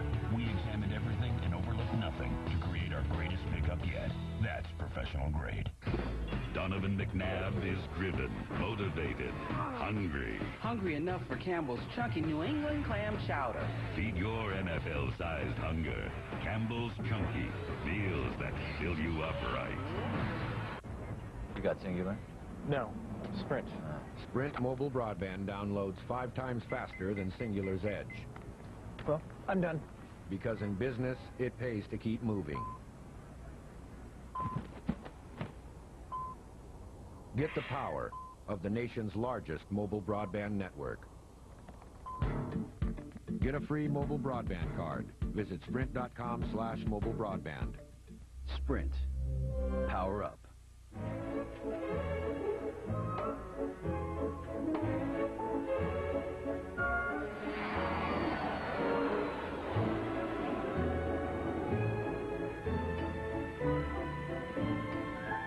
At GE, we're combining imagination with advanced technology around the world to make it a better place to live for everyone. GE, imagination at work. This wild card playoff game being brought to you by GMC. We are professional grade. By Campbell's Chunky, official soup and chili sponsor of the NFL. By GE, imagination at work. And by Miller Lite. For great taste, there's no debate. Miller Lite, always a good call. That's what I always wanted to do, John. You don't like your fish, you throw it back. The fish market here in Seattle. You know, if you were a kid and you were thinking, boy, I'd like to be that when I grow up, you think that's one of the jobs you'd like to be? That'd be a fun job? You know, it looks like it's a lot of fun. Yeah. The guy that looks for like about a he's day. having fun is the catcher. Right. From the 38-yard line. Hasselback has that one knocked into the air and incomplete. Let's check in with Andrea. Well, at halftime, I asked Mike Holmgren, how do you get Matt Hasselbeck back in sync? He said they have to protect better. They were getting around his legs too much. He also said the Cowboys played more man-to-man defense than they were expecting. He said they have to use their outside receivers better. They have to take their shots downfield, and they have to run the ball better. And just so you know, guys, it's starting to rain a little bit down here. Dry first half. Light rain right now. Second down and 10 from the 38-yard line. Hasselback goes back to the right side, and Newman with the coverage, and a flag comes in. Bobby Ingram, the receiver, and there'll be an interference call here. Yeah, that was that thing in the first half. I was thinking that the Cowboys were playing so much man coverage. Defense. 5-yard penalty from the previous spot. First down. And the wide receivers of the Seattle Seahawks just weren't getting open. That call there is on number 41 right there, Terrence Newman. You see him, he's looking back in at the quarterback. He's okay right there, and it was a double move. See, Bobby Ingram started to go by him, started to go up, and Terrence Newman just put the hook out there. Borderline call. First and 10 at the 43-yard line. Alexander stopping and then starting back the other way, and then driven back by half the defense. Sean Alexander coming off that MVP year, helping them to the Super Bowl last year. And we mentioned before, missing 6 games, broken foot. Broke it on opening day against Detroit, but you know, he wanted to play through it. He didn't believe it was really broken, and then finally they had to sit him down from October 1st through the middle of November. And I'm not sure that he was the same before that, or I'm not sure that he's been the same since he's come back. He's not the same guy he was a year ago, so I think. Yes, definitely not tonight. 12 carries, 32 yards. Hasselback steps up to avoid the sack and then guns it over the middle to Jeremy Stevens, the tight end, to the 40-yard line. Jeremy Stevens, that's his first catch of the night, gain of 13 and a first down. You know what the Cowboys did on that defense, you see they're in a 4-man line, and they're trying to get pressure right up the middle. They do get that pressure up the middle. Hasselbeck makes a miss, and then he's able to step up and make this play. But the Cowboys, again, went to that 4-man line just to get that pressure right in the middle against Hasselbeck. And then right into that line goes Mac Strong for a gain of 4 to the 36-yard line.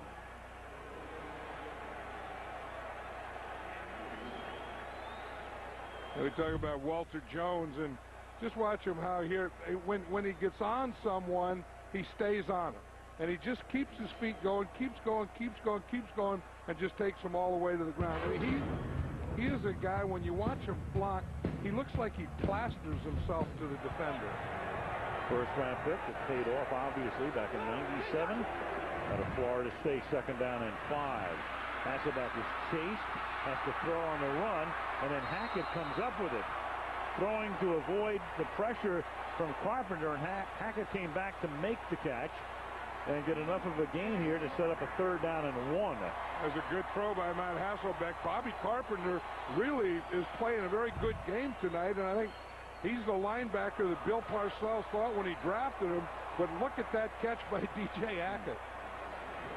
I mean, that ball isn't what Hasselbeck wanted to throw. In fact, it looked like a drop or something. Caught a sinker. Like a number 3. 3rd and 1. Plowing ahead right now is Strong. And let's see where they mark this. You can see where the yellow line is, obviously. And it appears to be a little short. Walt Anderson is going to bring the chains in. But Holmgren's starting to think about what you do now and what the 4th down and inches play is going to be. Right, and I think that this is one of those things you don't know how many shots you're going to get at it. When you do get a 4th down here, you're going to have to take one. Because this is going to be a 4th down. Woo! Yep, a link. Yeah, like half a link. Credit card. You could just stick a credit card in there.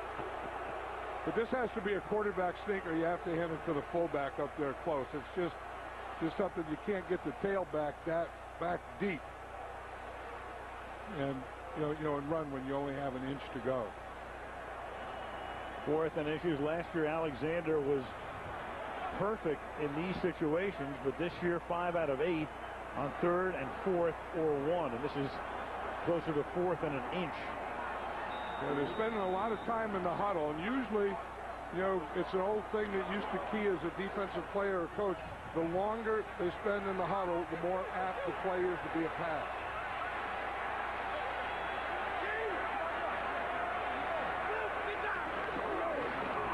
They give it to Alexander, and he will be able to bounce his way off defenders for a 1st down. That looked like Sean Alexander from last year, didn't it? I mean, he really hit that thing in there. You know that if you need to play, I mean, you get the 4th down, you're going to run it right behind Walter Jones right here.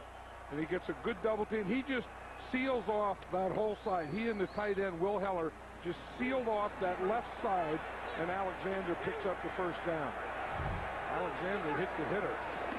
Strong took care of Roy Williams on the play. Maurice Morris, the backup to Sean Alexander, carries to the 21-yard line. That's a gain of 6. 2nd down and 4. Yeah, there's a very good mixture going here now, and that's one of the things that Bill Parcells was talking about Mike Holmgren, and the way he calls plays. He said, that he calls them quickly so they play up-tempo, and part of that is getting the play. I mean, he changes personnel group, so he has to get the personnel group in there and then the play in there.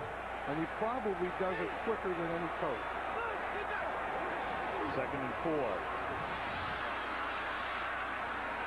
Alexander appears to be a little short of the 1st down.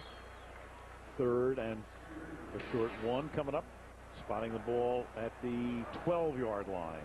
I think they were probably listening to Jerome Bettis at halftime. He said that, and of course, any old running back is going to say that, but they have to get Sean Alexander involved in the game. They have to get the running game going, and that's what, that Mike Holmgren must have thought the same thing, because that's what the Seahawks were doing.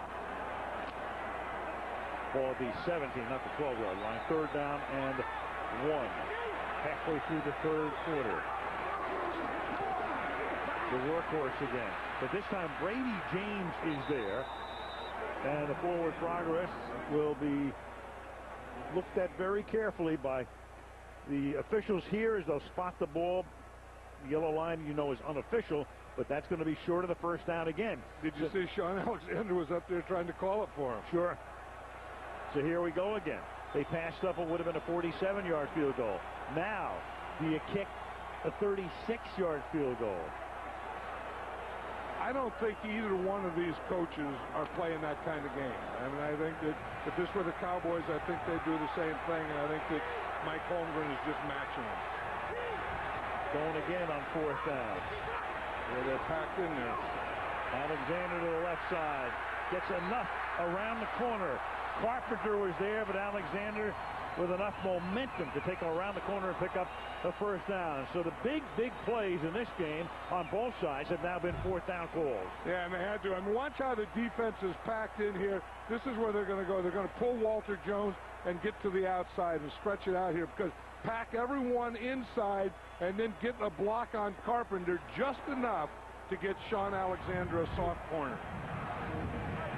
But the way they were packed in the middle there was no way they were going to run the ball in the middle and make a 1st down. This is the 12th play of the drive, and it's caught by Stevens. Touchdown, Seahawks.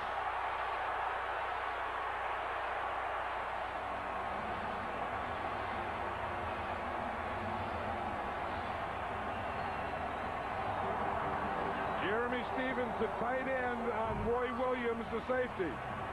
You're going to see Jeremy Stevens is right here. You're going to see he's running right up there on Roy Williams. He makes a move on him, gets a step or two, and Hasselbeck puts the ball right there. A tremendously talented tight end, 6'7", 265. Played his college football here at Washington. The bugaboo with him has always been drop passes. That one he corrals, takes it in for 6. The extra point by Josh Brown. Seahawks retake the lead. 13-10 Seattle.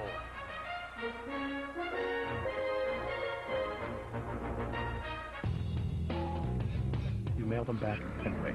But only Blockbuster gives you the option of bringing them back to the store and exchanging them. No extra charge. Here's your new movie, sir. So you never have to wait. That was fast.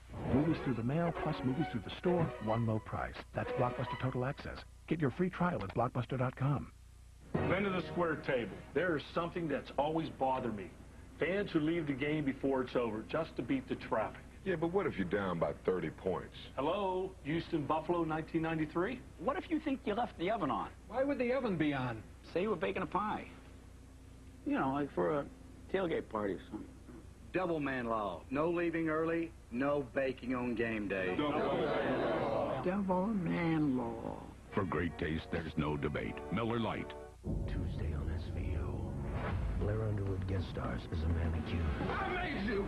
Was this an assault or something more twisted? You have the right to keep your mouth shut. All new SVU after an all-new Criminal Intent. Tuesday on NBC. Bill Leno coming up this week. He will have Lisa Sutherland, Ben Affleck, John Edwards, Helen Mirren, Renee Zellweger will be there. Jewel, Chris Daughtry, all new Tonight Show this week on NBC. Beautiful Crust Field, Seattle. Julian Peterson ready to come on with his defense. Kickoff from Brown taken by Miles Austin from the 7. Miles Austin with a big run back down the sideline, out in front of the Cowboy bench, and Miles Austin will take it all the way in for a 93-yard kickoff return touchdown. No flags. Boy, is that something. I mean, you finally take over, you get a good drive, you had good tempo. Mike Holmgren had everything he needed. And the thing, you know, we talk about momentum changers. Here's the wedge. You slide the wedge to the left. They because the ball goes to the left, they slide the wedge. He gets right in behind the wedge and hits that thing.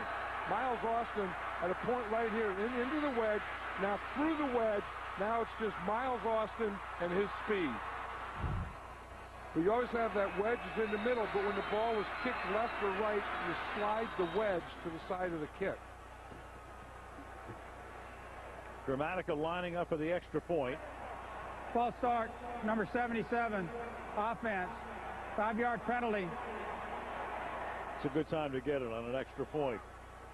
Pat McQuiston. The Cowboys are playing their 55th postseason game. A team that was formed in 1960. That's the first kickoff return touchdown for the Cowboys in postseason play. Dramatica tacks on the extra point. And that makes it a 4-point lead again. Dallas 17, Seattle 13.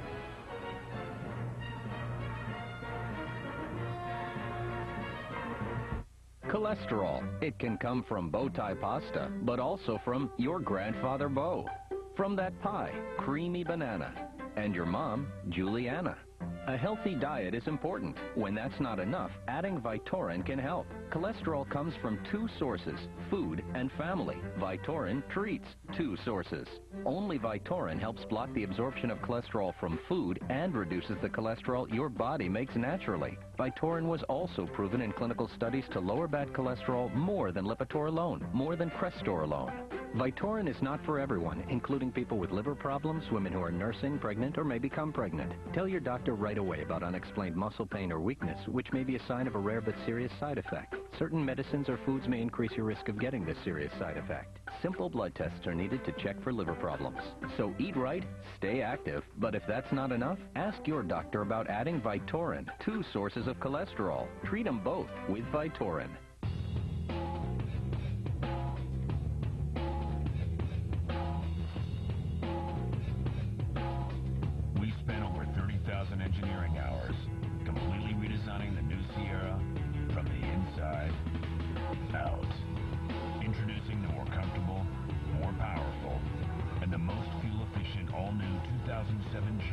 Sierra, we examined everything and overlooked nothing.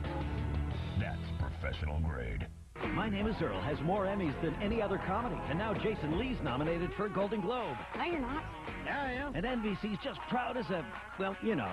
All new My Name is Earl, part of Comedy Night Done Right, Thursday on NBC. Miles Austin running back kicks because Tyson Thompson, who was their return man at the beginning of the season, got hurt. Miles, a rookie out of Monmouth University, and you know how Parcells loves those Jersey guys. Free agent, and right now, the biggest play of the game. Right, and Bill Parcells probably loves him a little more right now, yes, doesn't he? He does. A lot more than the 3 times he fumbled on kickoff returns this season. Nate Burleson runs it back to the 27-yard line. So Hasselback and company back to work they go. Less than 6 to play in the third. Dallas by 4.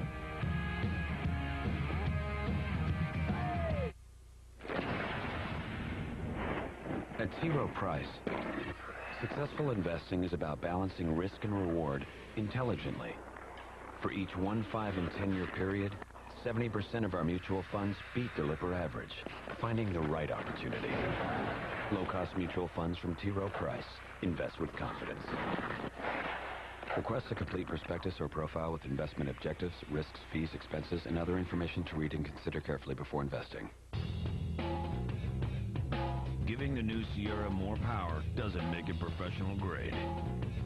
Giving it more power while making it more fuel efficient does. Introducing the all-new 2007 GMC Sierra. The only pickup that offers more than 300 horsepower and over 20 EPA estimated highway miles per gallon. That's professional grade. I'll have a number 6 meal. Hey, can I change that to a number 9? Sure.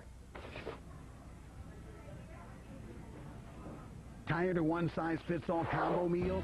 Get a Subway Fresh Value Meal for just $3.99. Different sub every day. Freshly made just the way you want it. With chips and drink just $3.99. Where freshness meets value. Subway. Eat fresh. The game of the week. Penguins. Flyers. The next Gretzky. The next Lemieux. Hockey's next superstars. This time on the same team. Penguins. Flyers. Next Saturday, 2 Eastern on NBC. Bill Parcells is 65. Mike Holmgren is 58. Go back 10 years. There you go. Super Bowl. 10 years ago this month. Parcells with the Patriots. Holmgren with the Green Bay Packers. Mike won the game. And that was Bill Parcells' last game with the Patriots, too, wasn't it? Sure, because everything was swirling at that point about was he going to leave, which he did, to go to the Jets. 3 years there. Hasselback throws. And that's Stevens up to the 32. So here we go again, John. It seems like we're on watch every week. Of course, we had to do Brett Favre last week, and we still don't know what will happen there. And, of course, there's a lot of speculation as to what Bill Parcells will do. This is his 4th year. He originally signed a 4-year contract. It was extended, so he does have a 5th year. Jerry Jones, the owner of the team, made it very clear before the game, talking to him, he said, I want Bill back next year. And my guess would be that Bill wants to be back next year if he feels like it, because he talks about energy a lot. I have to have the energy to go through it again, and I think that I do. Because, when you're making a decision, it's not only the games, but it's, okay, now you have a combine, and then you have a draft, and then you have mini camps, then you have another training camp and preseason, and I think he just kind of wants to sit down at the end and say, okay, can I go through another year of that? And Jerry Jones said, look, every issue there is can be resolved. So there are people who will tell you, oh, no, Owens has to go for Bill to stay. That's not the case.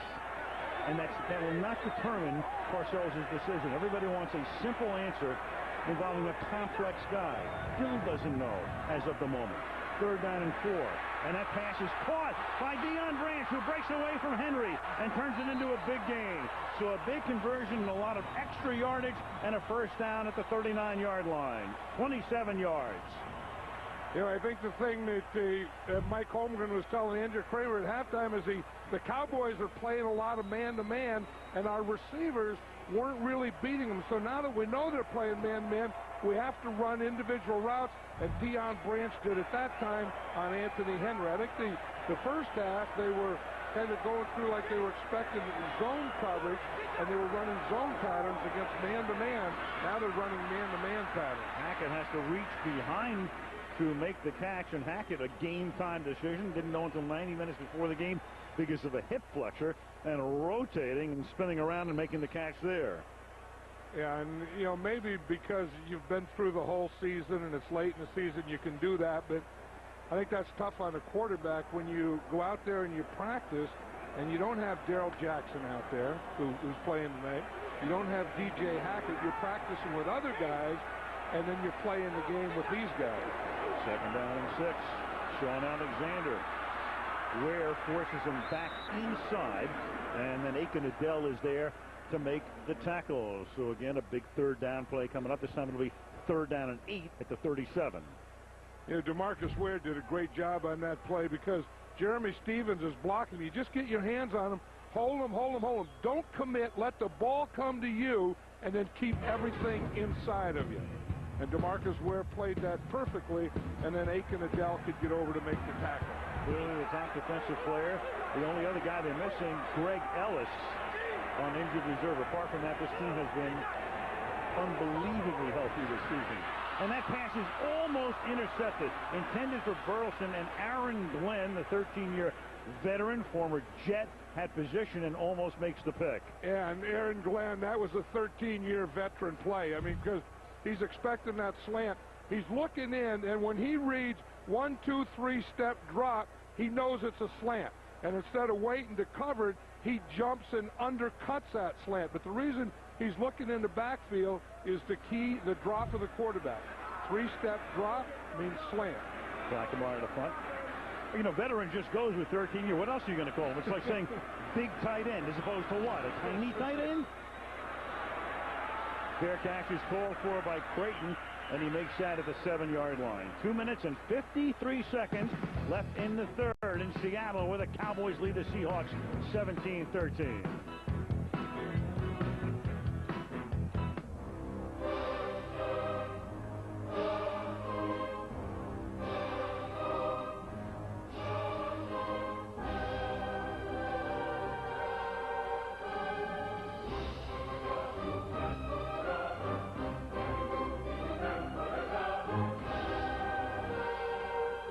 Introducing Envy from Verizon Wireless. A phone, camera, multimedia center with full keyboard for instant messaging. Exclusively from Verizon Wireless.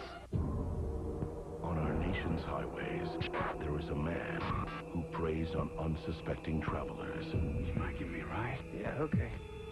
On January 19th, discover... Oh my God, it's him! True terror. From the producers of the Texas Chainsaw Massacre. Stop, please. The Hitcher. Rated R. For strong, bloody violence, terror, and language.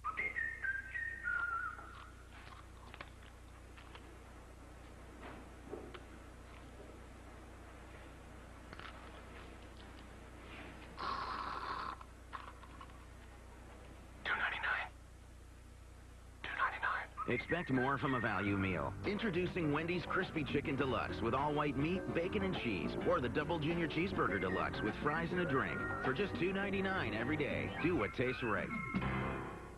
NBC tomorrow. He's back. You're fired. The Apprentice LA.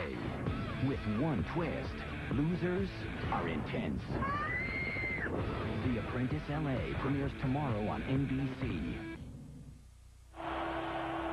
Back to Seattle. Al Michaels, John Madden, Andrea Kramer heading toward crunch time. 2:53 left in the 3rd. The Cowboys have run only 3 offensive plays in this half. You had the run back for the touchdown after a 3-and-out on their first series. And they begin here with Jones taking it up to the 8-yard line. And John, let's take a look at Owens tonight. Well, the Seahawks came out, and we knew that, that they have a safety, Jordan Babineau, they're playing corner. So they're not just going to play Terrell Owens man-to-man. You can see what they do.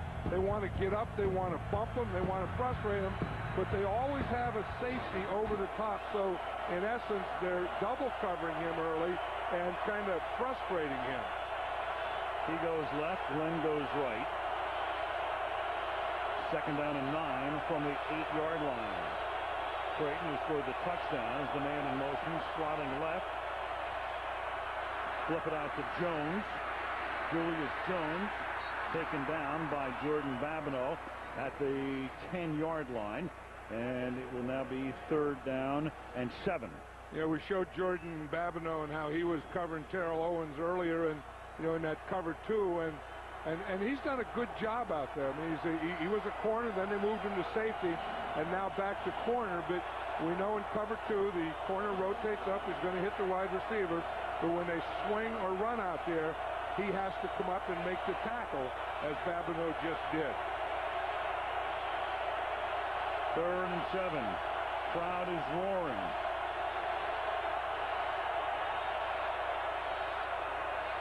Romo is going to flip it to Barber, and Barber is going to get enough for the 1st down before he's dumped out of bounds by Pete Hunter. Needed 7, got 8, moved the chains. Sometimes you have Terrell Owens and he can do things that aren't going to show up in any statistics, and I think he just did here. And you're going to see he just runs off not only the corner but the safety. And then Barber comes out to that side. See, he runs him off, runs the corner, runs the safety off.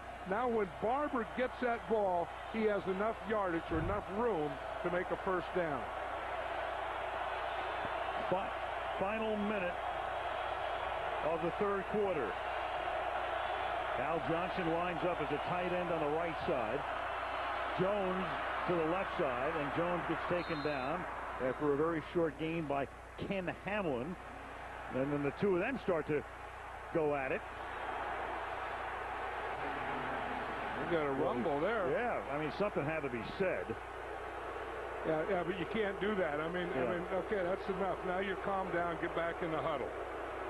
I mean, no matter what was said or what was done, I mean, this is pro football. This is a playoff game, and you have to drop it right there. Maybe a little kick as well. I mean, Hamlin is there. 2nd down and 8.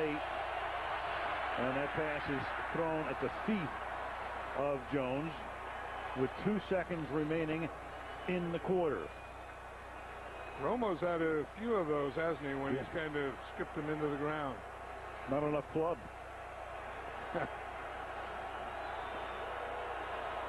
Tony, a good enough golfer to attempt to qualify for the U.S. Open last year. 3rd down and 8. I still think that middle is the place to go. I mean, you hit Jason Witten in there. You hit Patrick Creighton in there. I think in these zone defenses, this area right in here is the area to hit for a 1st down. Witten's going there right now, and Romo's going to go over the middle but to Barber, and it's incomplete. Barber looking upfield. So the 4th quarter will start with a Dallas punt. End of 3. 17-13 Cowboys. Back we come after these messages from your NBC station. Buddy Israel. No form of witness against the mob has been as crucial as Buddy Aces. Israel. $1 million hit fee would draw some huge flies. You're gonna pour boxes of bullets in Israel.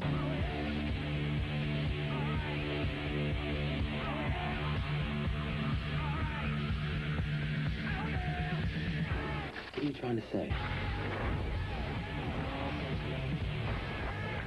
Smoking Aces, rated R, starts January 26th.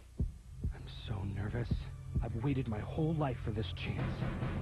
I have to concentrate. I can do this. I can star on Broadway. Don't miss the premiere of You're the One That I Want tomorrow at 8/7 Central on NBC.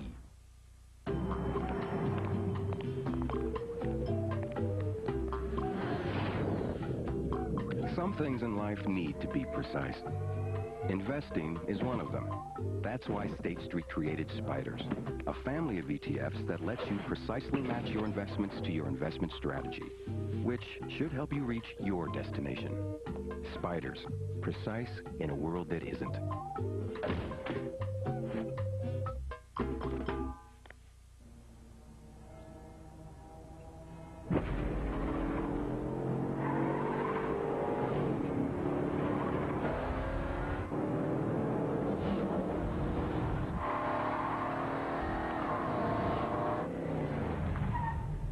The all-new BMW X5. With room for 7, we've expanded on a great idea.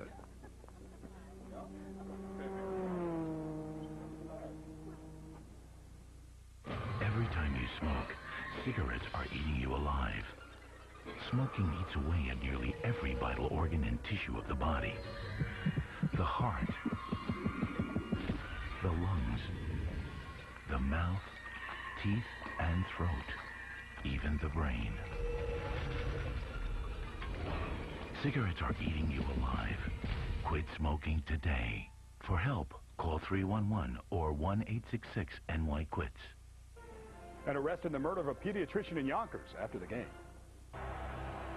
15 minutes left, at least in regulation. Who moves on? Who doesn't?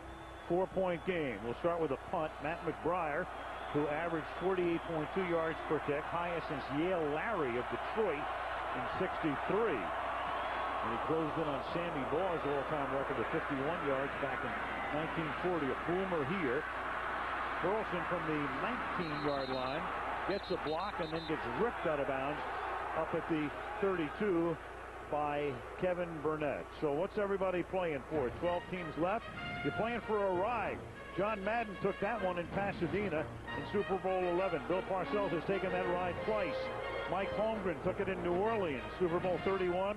Bill Cowher, who just stepped away yesterday, did not retire, took it last year. So one of these guys hopes, of course, and they know what it's like to get that ride in Miami on February the 4th. You know, that's the sweetest ride of all. I mean, that's the one that makes us all do what we do or we've done. I mean, that makes it all worthwhile. Everyone goes to training camp. They play the regular season to get to the playoffs. And then you get to the playoffs to get to the next round. Then to get to the championship round. Then to get to the Super Bowl and win it. Hasselback has that one tipped by Newman, and then Roy Williams with the pick, and he stayed inbounds and intercepts it at the 43-yard line. DJ Hackett was the intended receiver. He's down. Again, he's been fighting that hip flexor and was questionable before the game. And it's a tip and a catch. And the question is, did he come inbounds? And they're going to take a real close look at this. The crowd already looking at it up on the board. Well, Terrence Newman made a heck of a play, though, in getting turned, getting back in coverage, and then turning again to get that right hand on it.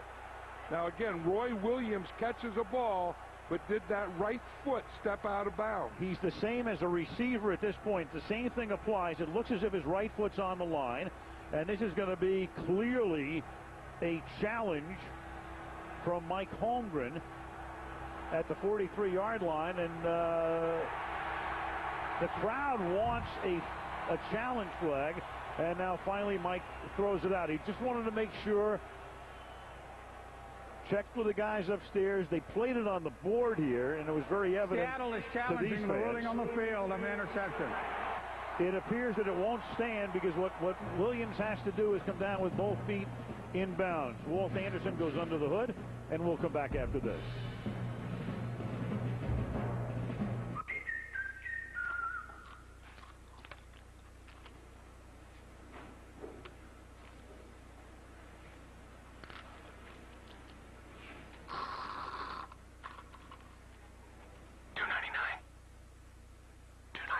Expect more from a value meal. Introducing Wendy's Crispy Chicken Deluxe with all white meat, bacon, and cheese. Or the Double Junior Cheeseburger Deluxe with fries and a drink. For just $2.99 every day. Do what tastes right.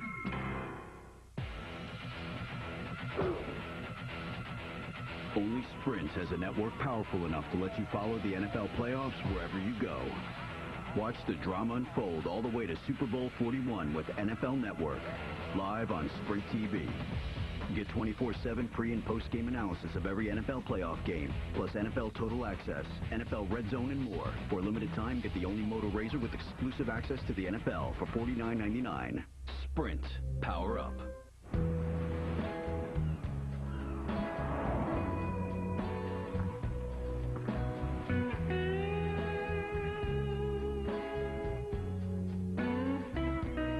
My dream was always to catch the perfect wave.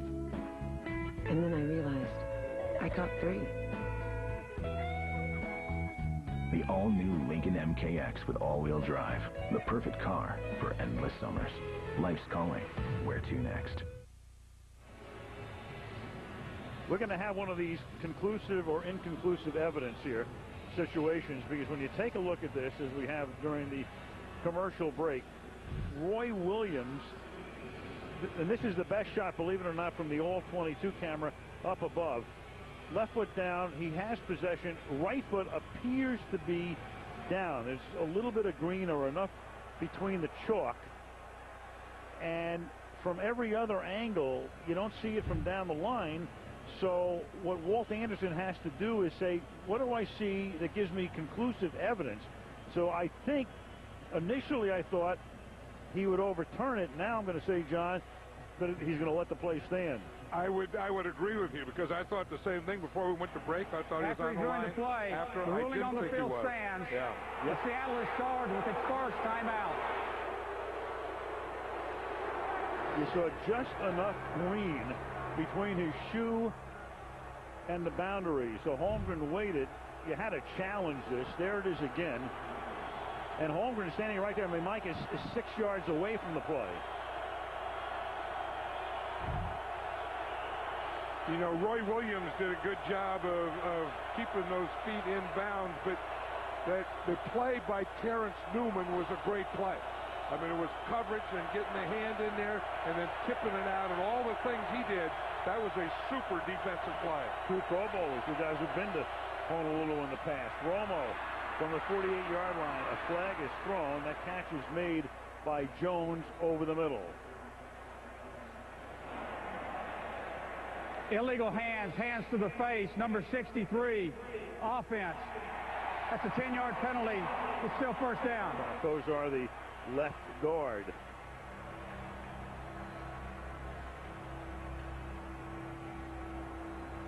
Yeah, I still think that they can go to the middle and maybe even put Terrell Owens in the slot. I think the Cowboys can work that area, and you know, if they can get another first down here, then maybe go back and get some running game going. But it's tough sledding outside, these outside receivers, and you know, they're just getting up there and banging Terrell Owens and then having the safety over the top. And again, I think the tight end or the slot in the middle of the field is where you can go. First down and 20. Romo throws, caught over the middle. That's Glenn. Terry Glenn silencing the crowd out to the 49. Gain of 16, tackled by the linebacker Julian Peterson. Second down and 4. Right, and you feel the Cowboys are seeing the same thing, that they're playing the outside, they're playing that cover 2, they're banging the corners around. So what you do is you bring your receiver inside, and then you let him run in the middle. And you see, once he runs in the middle, he's running against who? He's running pattern against linebackers instead of defensive backs. He was bracketed by the 2 tight ends, Witten and Fasano, who both ran straight down the field, and then Glenn cut back over the middle. Second down and 4. Big hole, first down. Jones tackled by Lofa Tutupu. Yeah, this is a good plan here by the Cowboys, because they did what they had to do to get the yardage back by hitting in the middle and then going to the running game, because I still think in this game the running game is going to play. I mean, we can talk about the defensive backs and the receivers and all this, but you still have to be able to run and stop the run in this fourth quarter. 13 minutes left in the fourth. Jones, first down, 20 more, all the way to the 27-yard line. Yeah, we were talking to Bill Parcells last night. Remember, that was one of the things that he's talking about is maybe we won't start off running strongly, but you can wear this defense down. And I think you get a few first downs and you get them to this point, and now it looks like this Seahawks defense is starting to wear down a little. from the 27-yard line. They keep going to Jones, and they've got a flag from the umpire, and that's going to be offensive holding.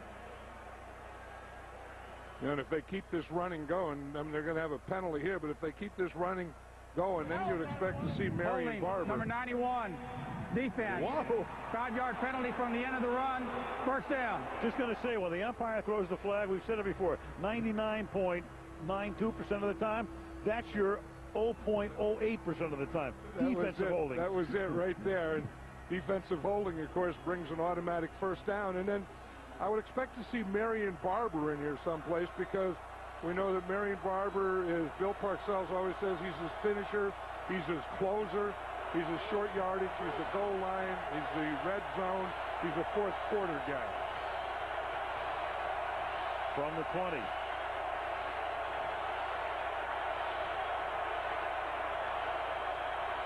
Draw.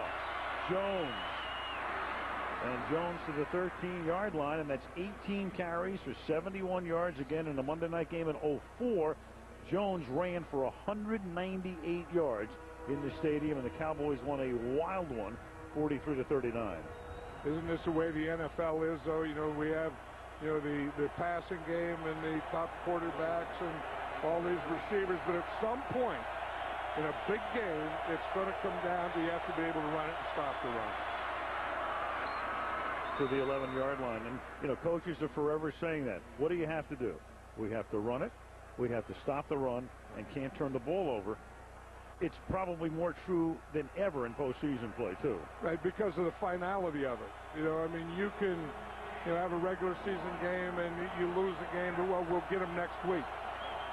Now, you lose here, well, we'll be back next year. Yep. Yeah, next week for the loser, the next time it means anything is after Labor Day. Please reset the game clock to 11:13. 11:13, please. This will be a little short of the first down with a third down play upcoming.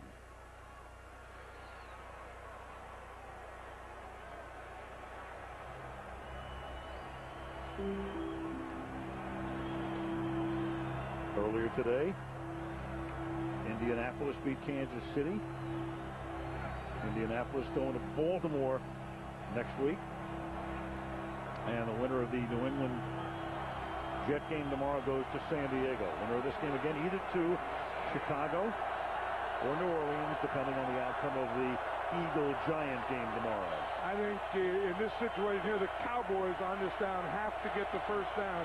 You wouldn't want to be sitting there with a 4th and short and have that decision. Barber is the tailback. Gets it and comes up short. Barber on 3rd or 4th and short this year was only 10 for 20, which is the lowest success rate among the guys who had carried the ball any number of times, at least 10 times, and so he comes up short here again. Right, and this is why this was such a big play, because if you don't get the first down, and they didn't get the first down, you're going to have to kick the field goal. You'd like to go for it on 4th down. You'd like to say 2 down, but you lost a little, so you have to do what the Cowboys are doing now. Big play for Seattle. 29-yard attempt for Gramatica, and that one is good. A little bit of a screwball as it faded to the right. But through the uprights, it goes, and Dallas's lead is 7.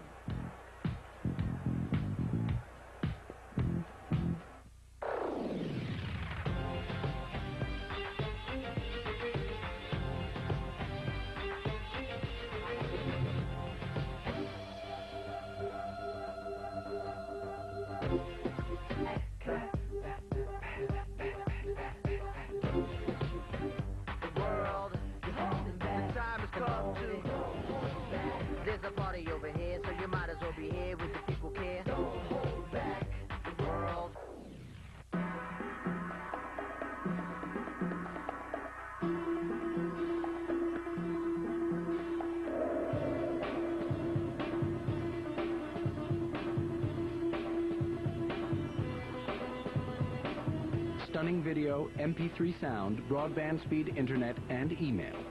All working flawlessly together in one ultra-thin device. The new Blackjack. Only from Singular.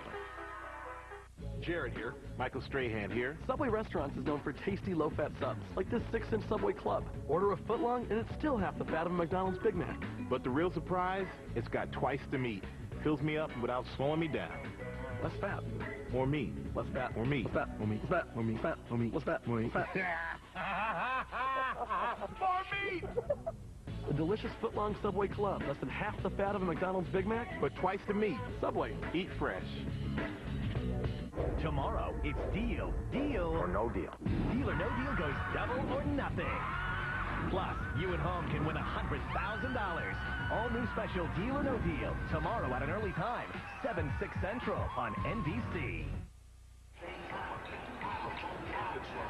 A little quiet before the storm here in Seattle. This one is set up for a pretty good finish. Dallas on top 20-13, 10-15 remaining in the fourth quarter. Gramatica to kick off. Burleson to run it back. From the 4.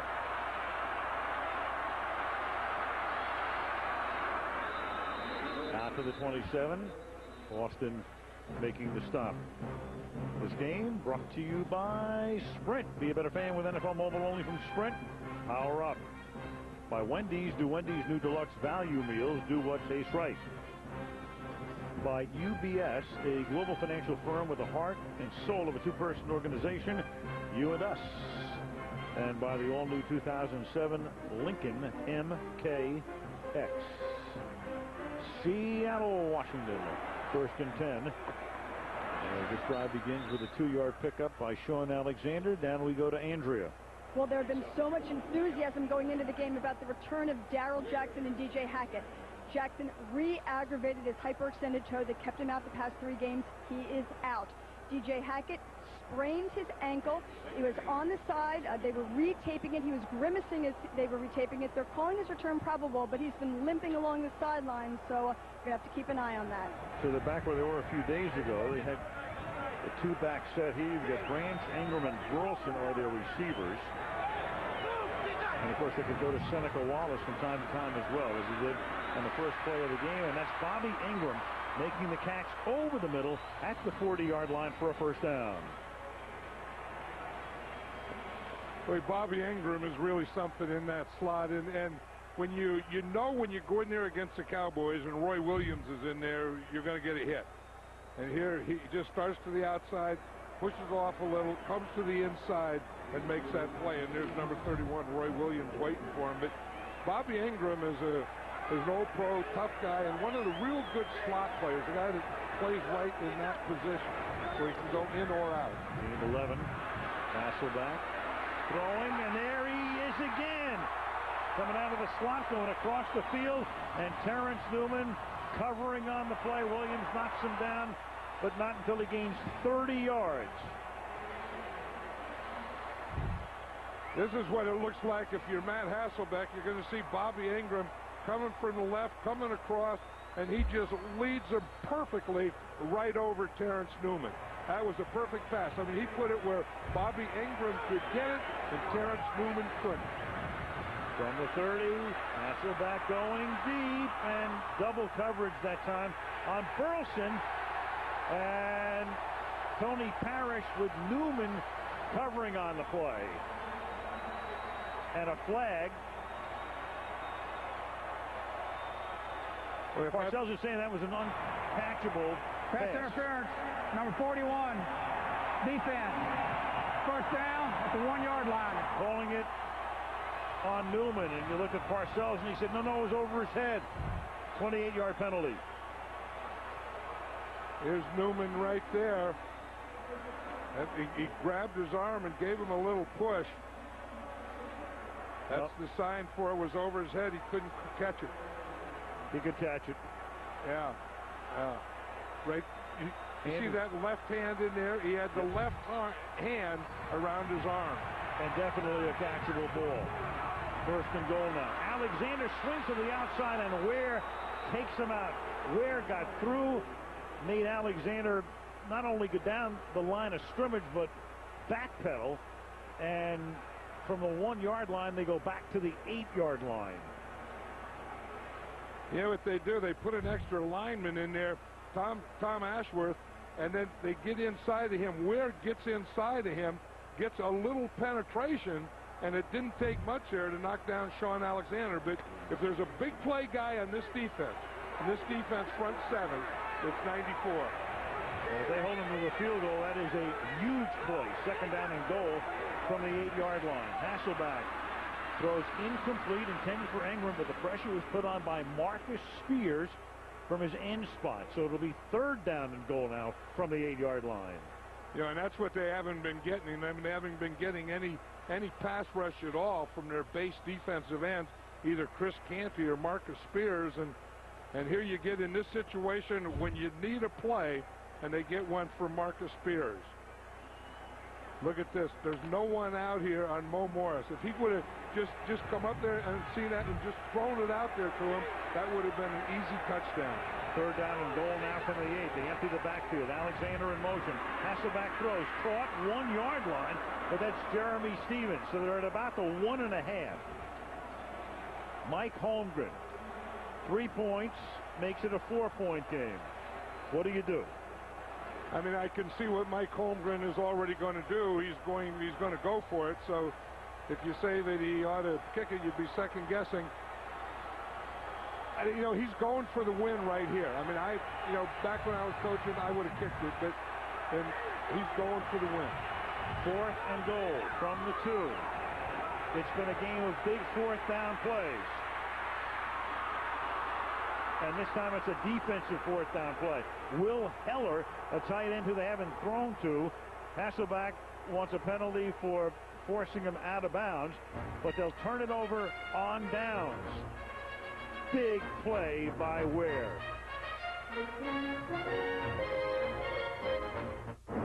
I really had a great time tonight.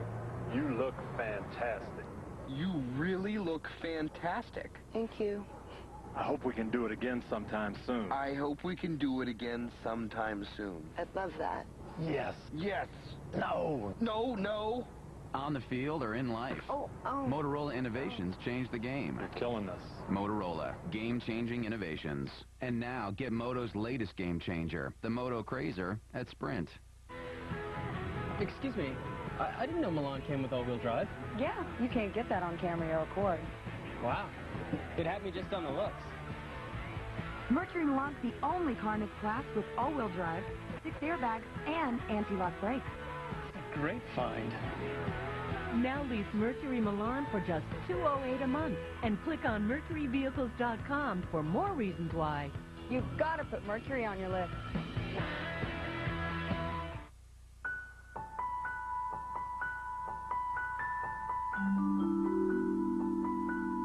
What do you get when a financial firm with 70,000 people in 50 countries takes the time to understand your needs as if it's just the two of you?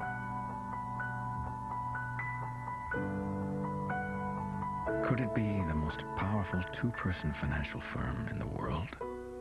You and us, UBS.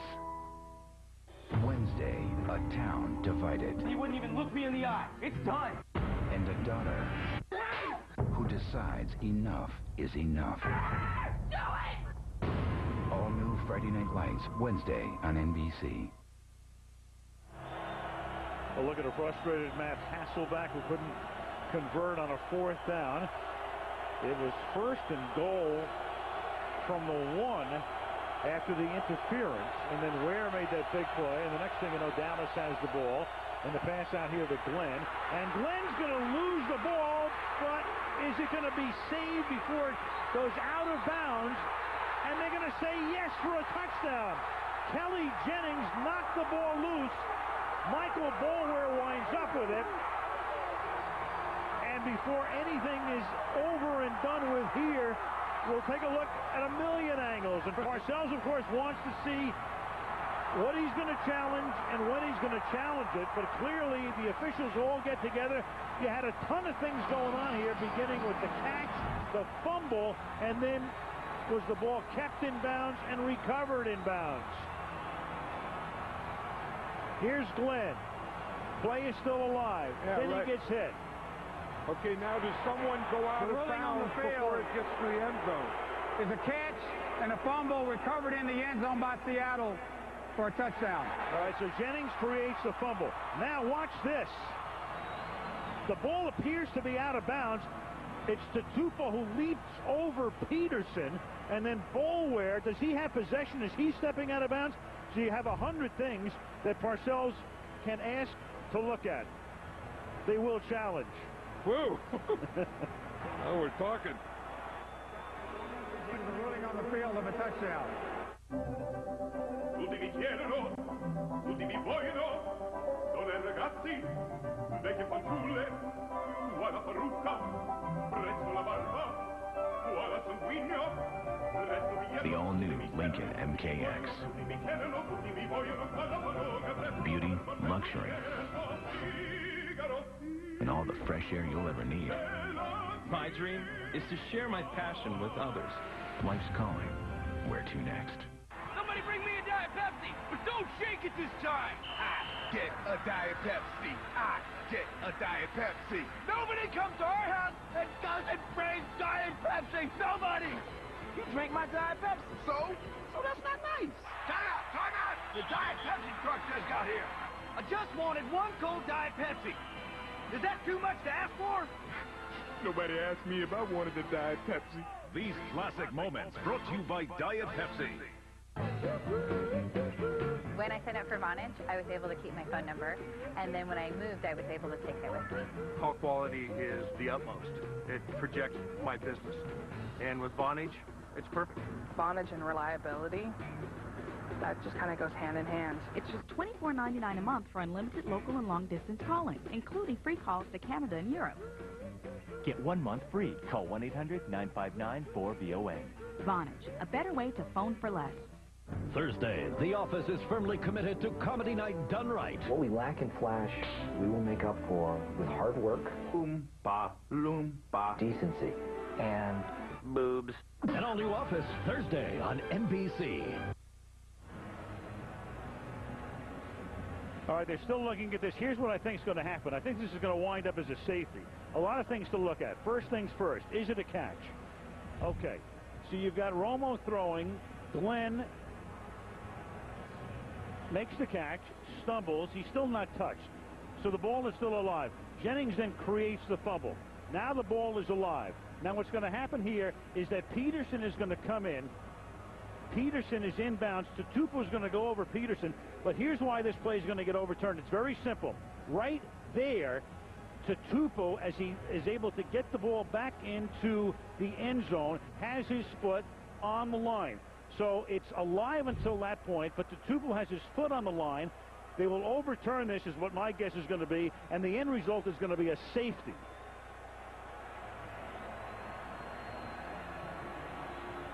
Here's Walt Anderson. After reviewing the play, Seattle, number 51, his left foot is touching the sideline when he contacts the ball. This puts the ball out of bounds behind the goal line. It is a safety. Dallas is not charged with a timeout. Yep, you saw it the same way that you saw it, and that's exactly what it was. It was a pass, it was a catch, it was a fumble. Wasn't recovered in the end zone, or it would have been a touchdown, and because it wasn't, it's a safety. So that makes it 20-15, and what happens now is that Dallas has a free kick. So in a 5-point game, the Seattle Seahawks will get the ball after the free kick with 6.5 minutes to play in the fourth. What a bizarre play. And just to go back one other play, when Hasselbeck on the fourth down play, on the Seattle fourth down play, and he wanted Heller ruled pushed out of bounds because he was pushed.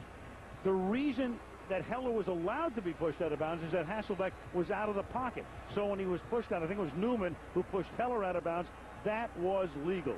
Right, because that makes, once he gets out of the pocket, that makes Hasselbeck a runner, and then you can defend against a blocker. Apart from that, nothing's going on here. No, so we get a free kick here, and the Seahawks should get pretty good field position because the free kick, you usually have your punter punt the ball along with your kickoff coverage. And then the return team is your kickoff return along with your punt returner as a returner.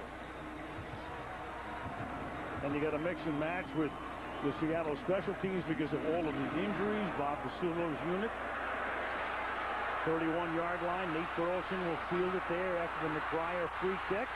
Bird's going to run him down. Nate Jones will run him down, and they'll run him out of bounds at the 50-yard line. So good field position for Hasselbeck and company, trailing by 5.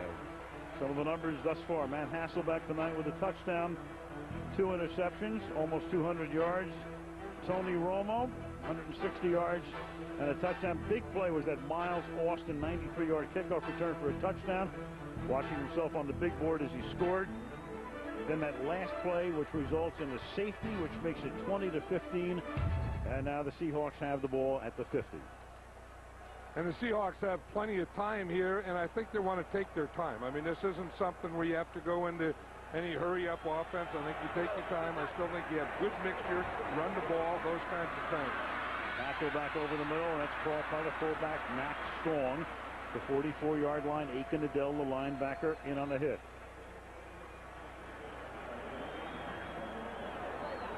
You know, one of the things that surprised me when the Seattle Seahawks were down there, that you didn't throw it to the fullback in the flat. Remember there for a while, Dallas couldn't. I don't know if they ever have covered the fullback in the flat down the goal line. They made everyone who would play the Cowboy defense, every fullback would be an all-pro. Those New Orleans and Atlanta games in particular. Carney with 3 touchdowns for the Saints. Justin Griffiths had a couple for Atlanta. That ball taken to the 41-yard line, and coming now a 3rd and 1. Yeah, don't you feel that Mike Holmgren is trying to slow the game down here, that everything was up-tempo, fast, in and out of the huddle, those kinds of things here, trying to slow it down, get some good mixture, drive down, get a touchdown, and win this game. 3rd and 1. Alexander slips a would-be tackle in the backfield. That was Roy Williams, who came flying in, tried to upend him by the ankles. He couldn't. Alexander able to slip by him, pick up the first down, and you see the frustration on Williams' face. Yeah, right, and great by Sean Alexander. I mean, to have that instinct right there, that Roy Williams hits that hole, he's right square on him, and you have to make a little move. You don't expect to have to make a move 3 yards from the line of scrimmage. You expect to make your move once you get into and through the line of scrimmage. That had to be a shock to Sean Alexander. They empty the backfield on first down with 4.5 to go. Hasselbeck. Deep over the middle. Stevens, touchdown. Jeremy Stevens to put Seattle back up on top, and they'll go for 2 over Roy Williams. 37 yards for the go-ahead touchdown. That's the thing that's been haunting these Dallas Cowboys, is big plays in the passing game against their defense. One linebacker bumps them, another linebacker bumps them, and they just hit it right down in that cover 2, right in the zone. They just hit it over the linebackers and in front of the safety. Brady James is a middle linebacker. He was trying to run with him. He has to get deep in that cover 2. You have 2 safeties, and he just hit Jeremy Stevens right between the safeties and over the linebackers. So they'll go for 2 to try to make it a 3-point game, so that a field goal would only tie it and not potentially win it. Alexander is the back. Burleson comes in motion. Hasselbeck looking to convert. Rolling away. Can't get away from Ware. Throws up a prayer. Knocked out of the end zone. So that would mitigate against the potential overtime, because it's a 1-point game. Seattle on top 21-20 with 4:24 remaining in the 4th. A wild card game from Seattle. If we take 911, you can just plug that right in. Cool. Do you have directions to the meeting? Yeah, they're right here. Mercury Milan has all the right stuff and the right size. This is a lot cooler than our boss's car. Don't tell her that. Now lease Mercury Milan for just $208 a month, and click on MercuryVehicles.com for more reasons why. You've got to put Mercury on your list. Here's to men, to guys who want to spend more time having fun and less time in the men's room. And here's to Flomax. It's approved to treat male urinary symptoms due to BPH, also called an enlarged prostate. In 1 week, Flomax may help symptoms like frequently waking up at night to go, going often, going urgently, weak stream. Ask your doctor if symptoms are from BPH, not prostate cancer. Common side effects of Flomax are runny nose, dizziness, and decrease in semen. Upon standing, a sudden decrease in blood pressure may occur, rarely resulting in fainting. So when starting Flomax, avoid situations where injury could result. To learn more, call 866-4FLOMAX. Ask your doctor. Flomax could make a difference in 1 week. Extra Strength Rolaids Plus quickly relieves heartburn. And now, it does something more.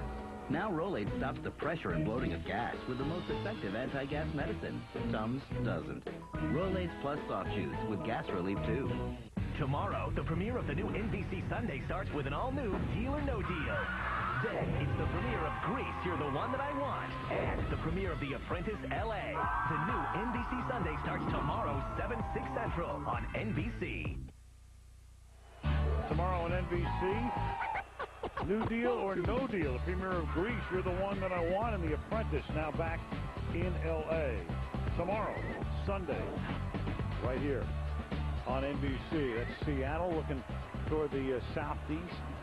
Gorgeous skyline. Isn't this a beautiful city? You know, you come up here, and every time you come up, you say, this is a beautiful city. Well, you should have remembered that from the last time. I was thinking of that Perry Como song, the bluest skies I've ever seen are in Seattle. Get a couple of sun breaks this week, not many, from the 9-yard line, Miles Austin. Because you and I are the only guys in the ballpark who know who Perry Como was. A few others. So Perry Como was a crooner, and there aren't any crooners anymore. Have you noticed that? No crooners. No. You're right. What happened to the crooners? They'll be back. You think so? Bill Parcells is liable to be crooning if the Cowboys come from behind and win this one. Yep. This is when we find out about Tony Romo. You know, we talked about the experience at quarterback, and even Bill Parcells said that if the Seattle Seahawks have an advantage, it's a veteran quarterback. From the 28-yard line on first down. That pass is caught by Creighton, and Creighton will pick up 11 to the 39-yard line. First down. Yeah, it was something, and talking to Tony Romo, he was saying that that I do pretty well on first things. Remember, the first game that he started in the preseason was here against Seattle, and he played the whole game and he did well. And then the first game that he started against Carolina in regular season, he played well. He said going into the unknown, he usually does well, and this the first playoff game. Jones, 43-yard line. Grant Wistrom making the tackle. One of the storylines coming into the game. What about the cornerbacks for Seattle? Banged up. They're missing the 2 starters and the number 4 corner. But so far tonight, well, look at Owens. Caught only 1. Glenn 4 for 41. But all things considered, John Marshall should be pretty proud of his defense.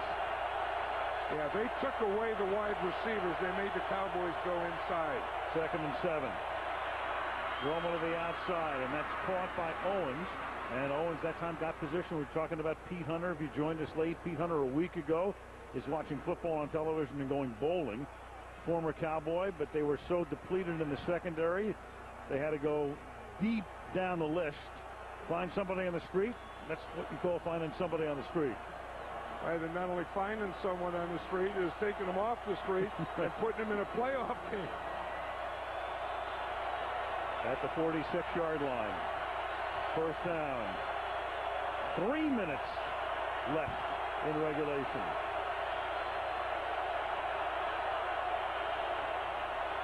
Draw. Big hole exploited by Jones. Inside the 20.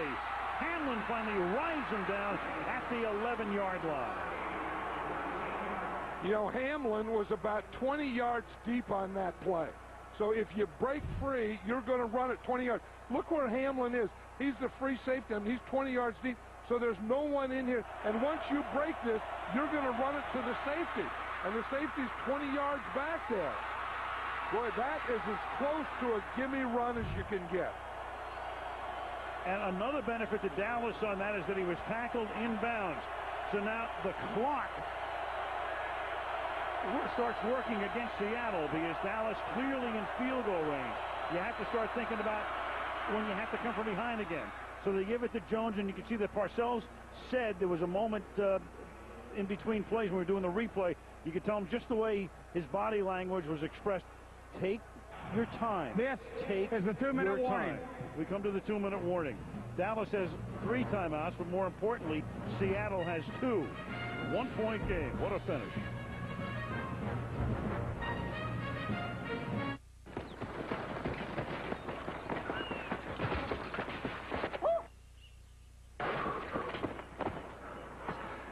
Sweet ride. Yeah, that was amazing. Let's do it.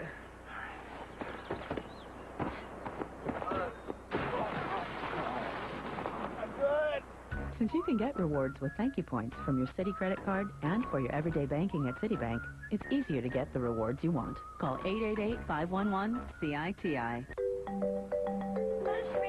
Dallas Cowboy Roy Williams covers more ground than just about anyone in the NFL. I'll be right there. But even he can't be there for every child that needs his help. Hey, you're good with kids, aren't you? What about me? Maybe you can give them a hand. Help the NFL and United Way strengthen your community. Volunteer at unitedway.org. Sunday, January 14th, Crossing Jordan, return. She's out for blood. What do you want? I want to kill you. Crossing Jordan returns Sunday, January 14th at 10/9 Central, only on NBC. Post-game show coming up from Seattle after the game. A rock star of the game, highlights and interviews as we're set up for a wild finish. 21-20 Seattle. Dallas clearly in field goal range. The key now is utilization of timeouts. The Dallas Cowboys have a 2nd down and 10. Seattle is going to have to use its timeouts here on defense to conserve the clock and then take their chances after what you assume would be a field goal and go down the field. Unless Dallas wants to take a chance, John, and try to score a touchdown. Right, and that's not bad because you say Seattle's going to have to stop them now, take a timeout. Stop them again, take a timeout.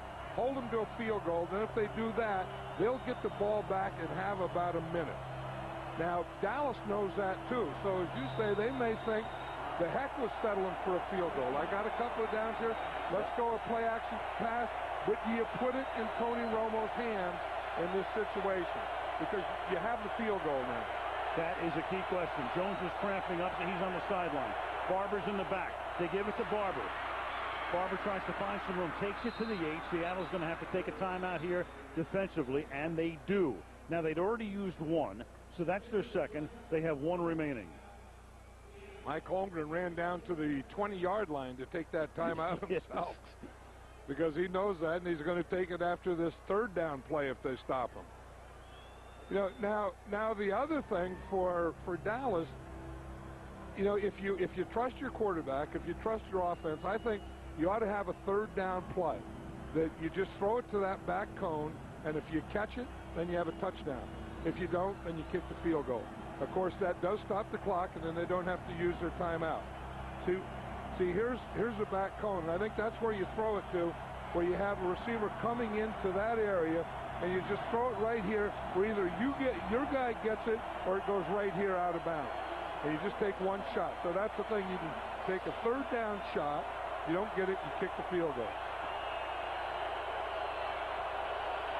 So 3rd down and 7. If they keep it on the ground and don't score, they've got to take their timeout. Seattle lost one of its timeouts on the unsuccessful challenge. Romo spins, throws, caught, Witten, but he's going to be tackled at the 1. Is it going to be a 1st down is the question. Take a look at the official's foot. Appears to be over the yellow line. It will be a 1st down. Gigantic play right there. They don't get the touchdown, but they get the 1st down. Seattle is now down to its last timeout. and in effect, Dallas is going to be able to take it down to zeros. Hey, Bill Parcells pulled a Boise State. You know, he was saying that the other night that he'd watched that game, and he said, well, wasn't that something the way that coach did? I mean, he went for 2, and I think that Bill Parcells came into this game knowing and thinking that he was going to roll the dice. And you know what Mike Holmgren's thinking right now? Let him score. The only chance Seattle has, they're going to review this spot, by the way, not challengeable with inside 2 minutes, but upstairs in the booth they're going to look at it. There is no way that Seattle's going to get the ball back unless they let Dallas score, which kind of reminds you, goes back to the Green Bay-Denver Super Bowl when the same thing happened, when you allowed a touchdown because you have to get the ball back. Otherwise, you only have one timeout. Dallas can end the game by kneeling down. So, in effect, you want to open up the Red Sea here, and the question is, will Dallas take advantage of it? Now, meanwhile, take a look at this. They're going to see exactly where the spot is. Witten makes the catch. Yellow line unofficial.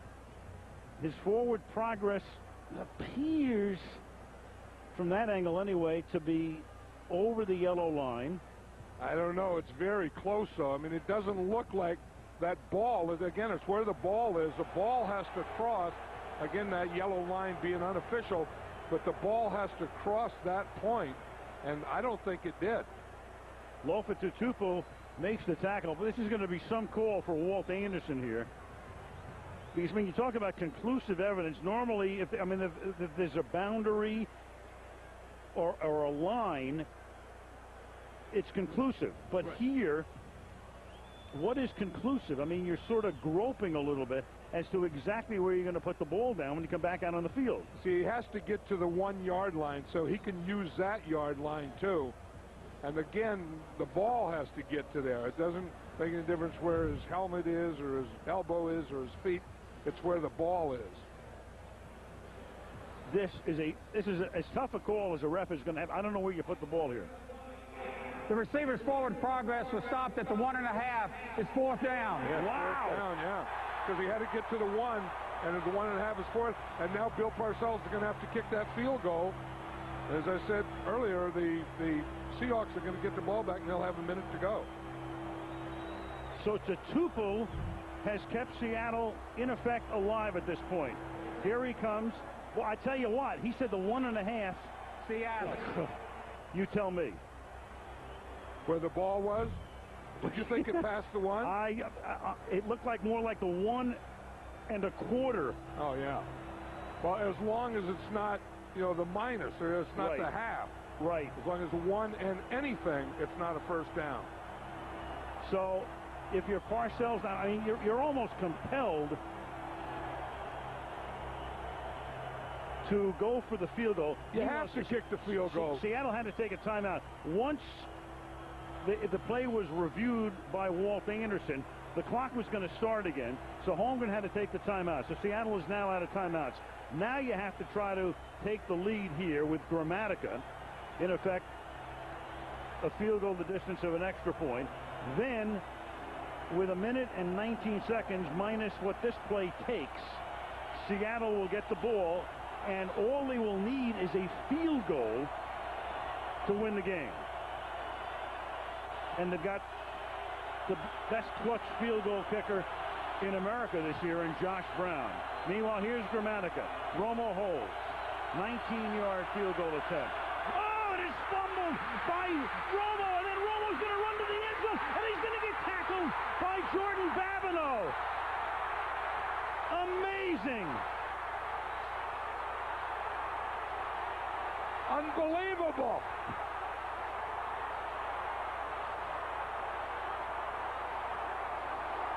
How crazy is this?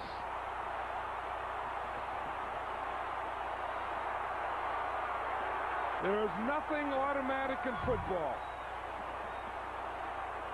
Oh, the ball just slipped out of his hands. Yep. It was a good snap. And he went to put it down, and it just slipped.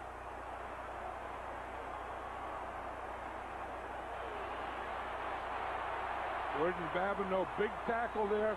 How about Tutupu's tackle, though? On that 3rd down play. Wow. Your whole season comes down to that. Amazing. And, you know, one of the crazy things about this sport is that if you're a regular quarterback, you almost never are the holder. In fact, the only regular quarterback who started the season as a holder was Jake Plummer of Denver, who didn't wind up as the regular because Cutler took over. And one of the reasons Romo was the holder because he was the backup quarterback. Number 68 is reporting as an eligible receiver. Number 68 is eligible. So one of the things that might have happened had Romo started the season is he wouldn't have been the holder in the first place. But he is here. The mouthpiece comes out. And this is the way Dallas's season will most likely end unless there's some sort of a miracle finish here for the Cowboys. Hasselback from the 2-yard line. Dallas, however, has all of its timeouts. But Alexander is going to try to render that move out to the 22-yard line. Tackled by Parrish. So Dallas still had all of its timeouts. Had they been able to hold them inside the 10 without a first down, and here's Alexander coming off shaken up, they would have had a chance to get the ball back. Boy, did he explode on that play. But Sean Alexander with a lead block right there, running off his lead, wide open, making a burst. You know, he is really good with his off arm. Watch him, the ball's in his right arm, but watch his left arm. I mean, the way that he just plays off would-be tacklers. Romo is thinking, what the heck? You know, going back to that shot, I mean, that third down play, you know, I say when you're going to take it, you have to throw it in the end zone. And when you throw it before the goal line, that can happen to you. And then this just has to be a nightmare here. Oh, well, one of the reasons the Bengals don't get into the playoffs is what happens in Denver. When they're ready to tie the game and at least send it into overtime, and the extra point was missed. You know, and that's the K ball there. You know, that's not the same ball that he uses as a quarterback. Now Dallas is going to take a timeout. That's Maurice Morris carrying. Romo could still wind up with the ball in his hands, because they can't run the clock out. Well, he better get his head up. Yeah, he better. Yeah, meanwhile, his hand is bleeding, the left ring finger full of blood. Yeah, but his night might not be done. No, and someone better tell them that, you know, get him back in this thing, because, you know, he's over there, you know, kind of feeling bad about losing a game and kind of pouting. You got to get back up. And if there's any chance, I mean, you know, until someone, you know, shoots off the gun, the game's over. You're still playing. You can't get down. You can't give up. You can't say it's all over. Nothing is all over. One more timeout for the Cowboys, which they'll take right here at the end of this play. Alexander comes back in. That's good news for Seahawks fans. They give it to him. He'll get stopped. Timeout, Dallas. Their final. Okay, so now what you're going to have here is a play, and then they're going to run as much of the clock off as they can. Then they're going to be forced to punt, assuming it's fourth down. And then Romo should get the ball back with, he hopes, 10, 12, 15 seconds. Fourth quarter. Some key plays here. Hasselback, this was a 4th and 2 play as they passed up the opportunity for a field goal. Turned it over. Very next play, you had the fumble by Glenn. Seattle, for the moment, thought they had a touchdown. Turned out to be a safety. Then you had Stevens catching the pass from Hasselback over the middle. And then on what would have been the field goal to move them ahead, the botched hold by Romo. Can't get into the end zone. Seattle gets it back. Tony's got his helmet back on because somebody did tell him, John, you're probably coming back into the game. Right. We still have a shot here. I mean, someone's telling him, you'll get up, get your head up, and we're going to get another shot at these guys. Because, as you said, there will be a timeout, then they'll let the clock. But with the punt, the clock does stop and change the possession, so they'll have time to get a good formation, a good play out there. Dallas must stop him here. Here's Alexander around the left side. He doesn't want to go out of bounds. That's the last thing, out to the 29-yard line. So now you've got about, just looking at this, about 9 seconds difference between the play clock and the game clock. So you take it down to 1, then you punt, and then by the time you finish with the run back, you're down to, you hope, 1 Hail Mary if you're Dallas. There it is right there. About 7 seconds difference. And Seattle's going to take it all the way down. They don't have a timeout, so they're going to get a delay of game penalty as soon as it stops, which it will in 1 second. So now you're down to 8 on the clock. Delay of game, offense, 5-yard penalty. It's still 4th down. You know, if there were about 3 seconds here, you could just snap it and run, you know, have the punter run back and forth until the time's out. With 8 seconds, you can't do that. No. And again, you know, I mean, a safety could come in, you know, if you had more than a 2-point lead, but with a 1-point lead, that doesn't come into play here. So you have to punt the ball. Everybody up on the line for Dallas. It's a low snap, and Plaquemire is able to dig it out, and then it winds up out of bounds, and there's going to be enough time for 1 play on the clock. The official will mark it off at the 50-yard line, at the 50.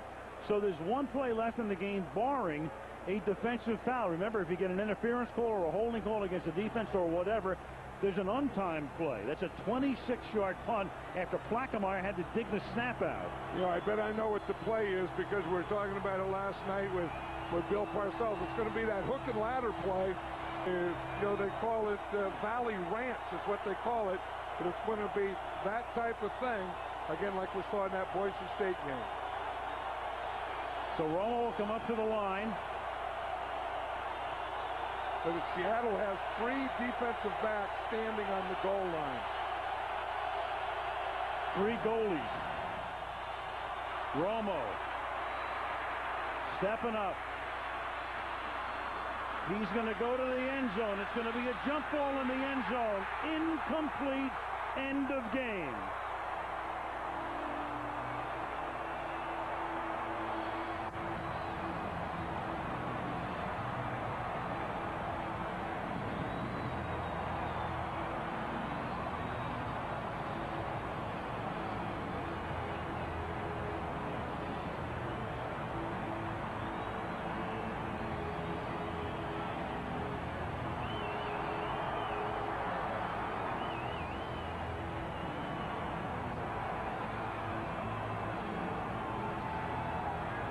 The Cowboys are done. The Seahawks go on. Either to Chicago or New Orleans. This would have made it 23-21.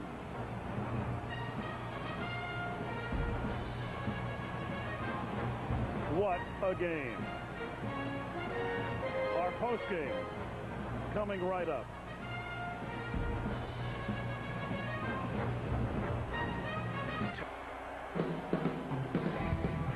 So many things to talk about. Where do you begin with this one? There's your final score, 21-20. Recap first. You go back to the touchdown. Patrick Creighton just before the half. This was the first touchdown of the game. It made it 10-6 Dallas. Creighton fights his way into the end zone. Jeremy Stevens in the second half then gave Seattle the lead again at 13-10 on that touchdown reception, but then Miles Austin answered with a 93-yard kickoff return, and Dallas was back out in front 17-13. A Gramatica field goal made the score 20-13. Then this wild play, a near touchdown for Seattle, but the Tupu's foot was on the line as he tried to save it. It was a safety that made it 20-15. Then you had Jeremy Stevens catching his second touchdown pass of the night, 37 yards there. Conversion failed. You had Romo hitting Witten, what originally was a first down and might have ended the game. They had to settle for a field goal attempt, and of all things, Romo mishandles the snap, can't get in. Dallas got the ball back for one final play, a Hail Mary into the end zone, which fell incomplete. And the Seattle Seahawks will continue on in the playoffs either next Saturday or Sunday, and you've got Lofa Tatupu and Jeremy Stevens sharing top billing at the top of the Rock. Matt Hasselback will be down on the field, and he will be talking to Andrea Kramer when we return to Quest Field in Seattle.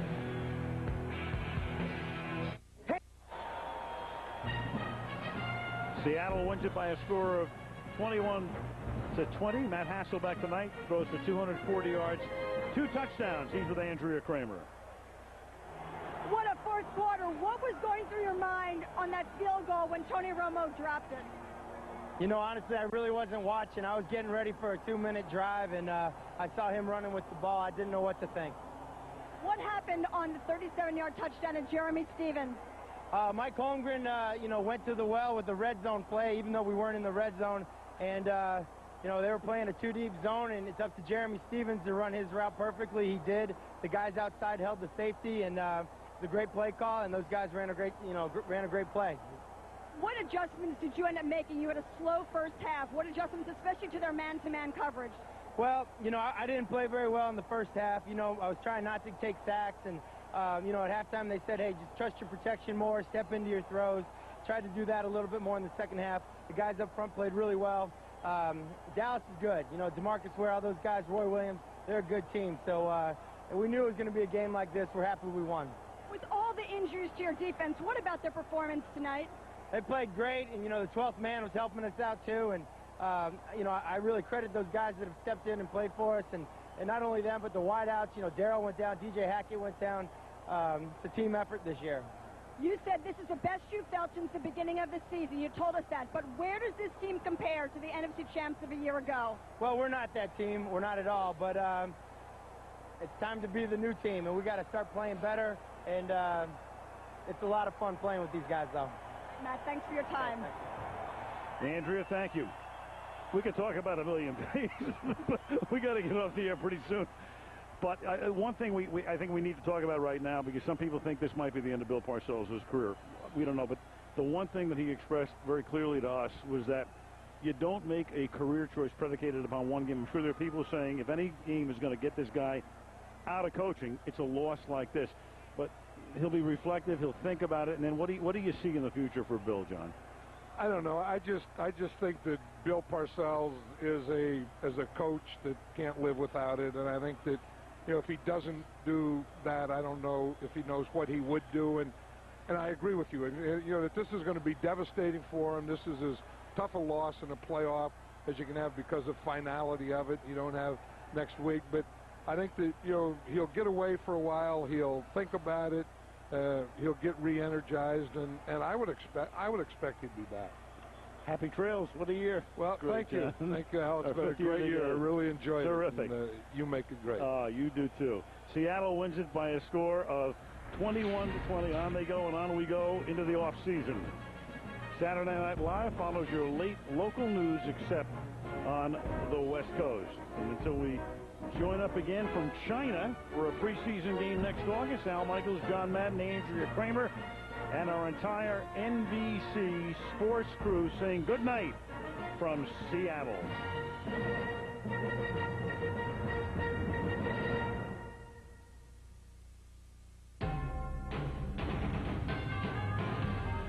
NBC Sports thanks you for watching this presentation of the National Football League.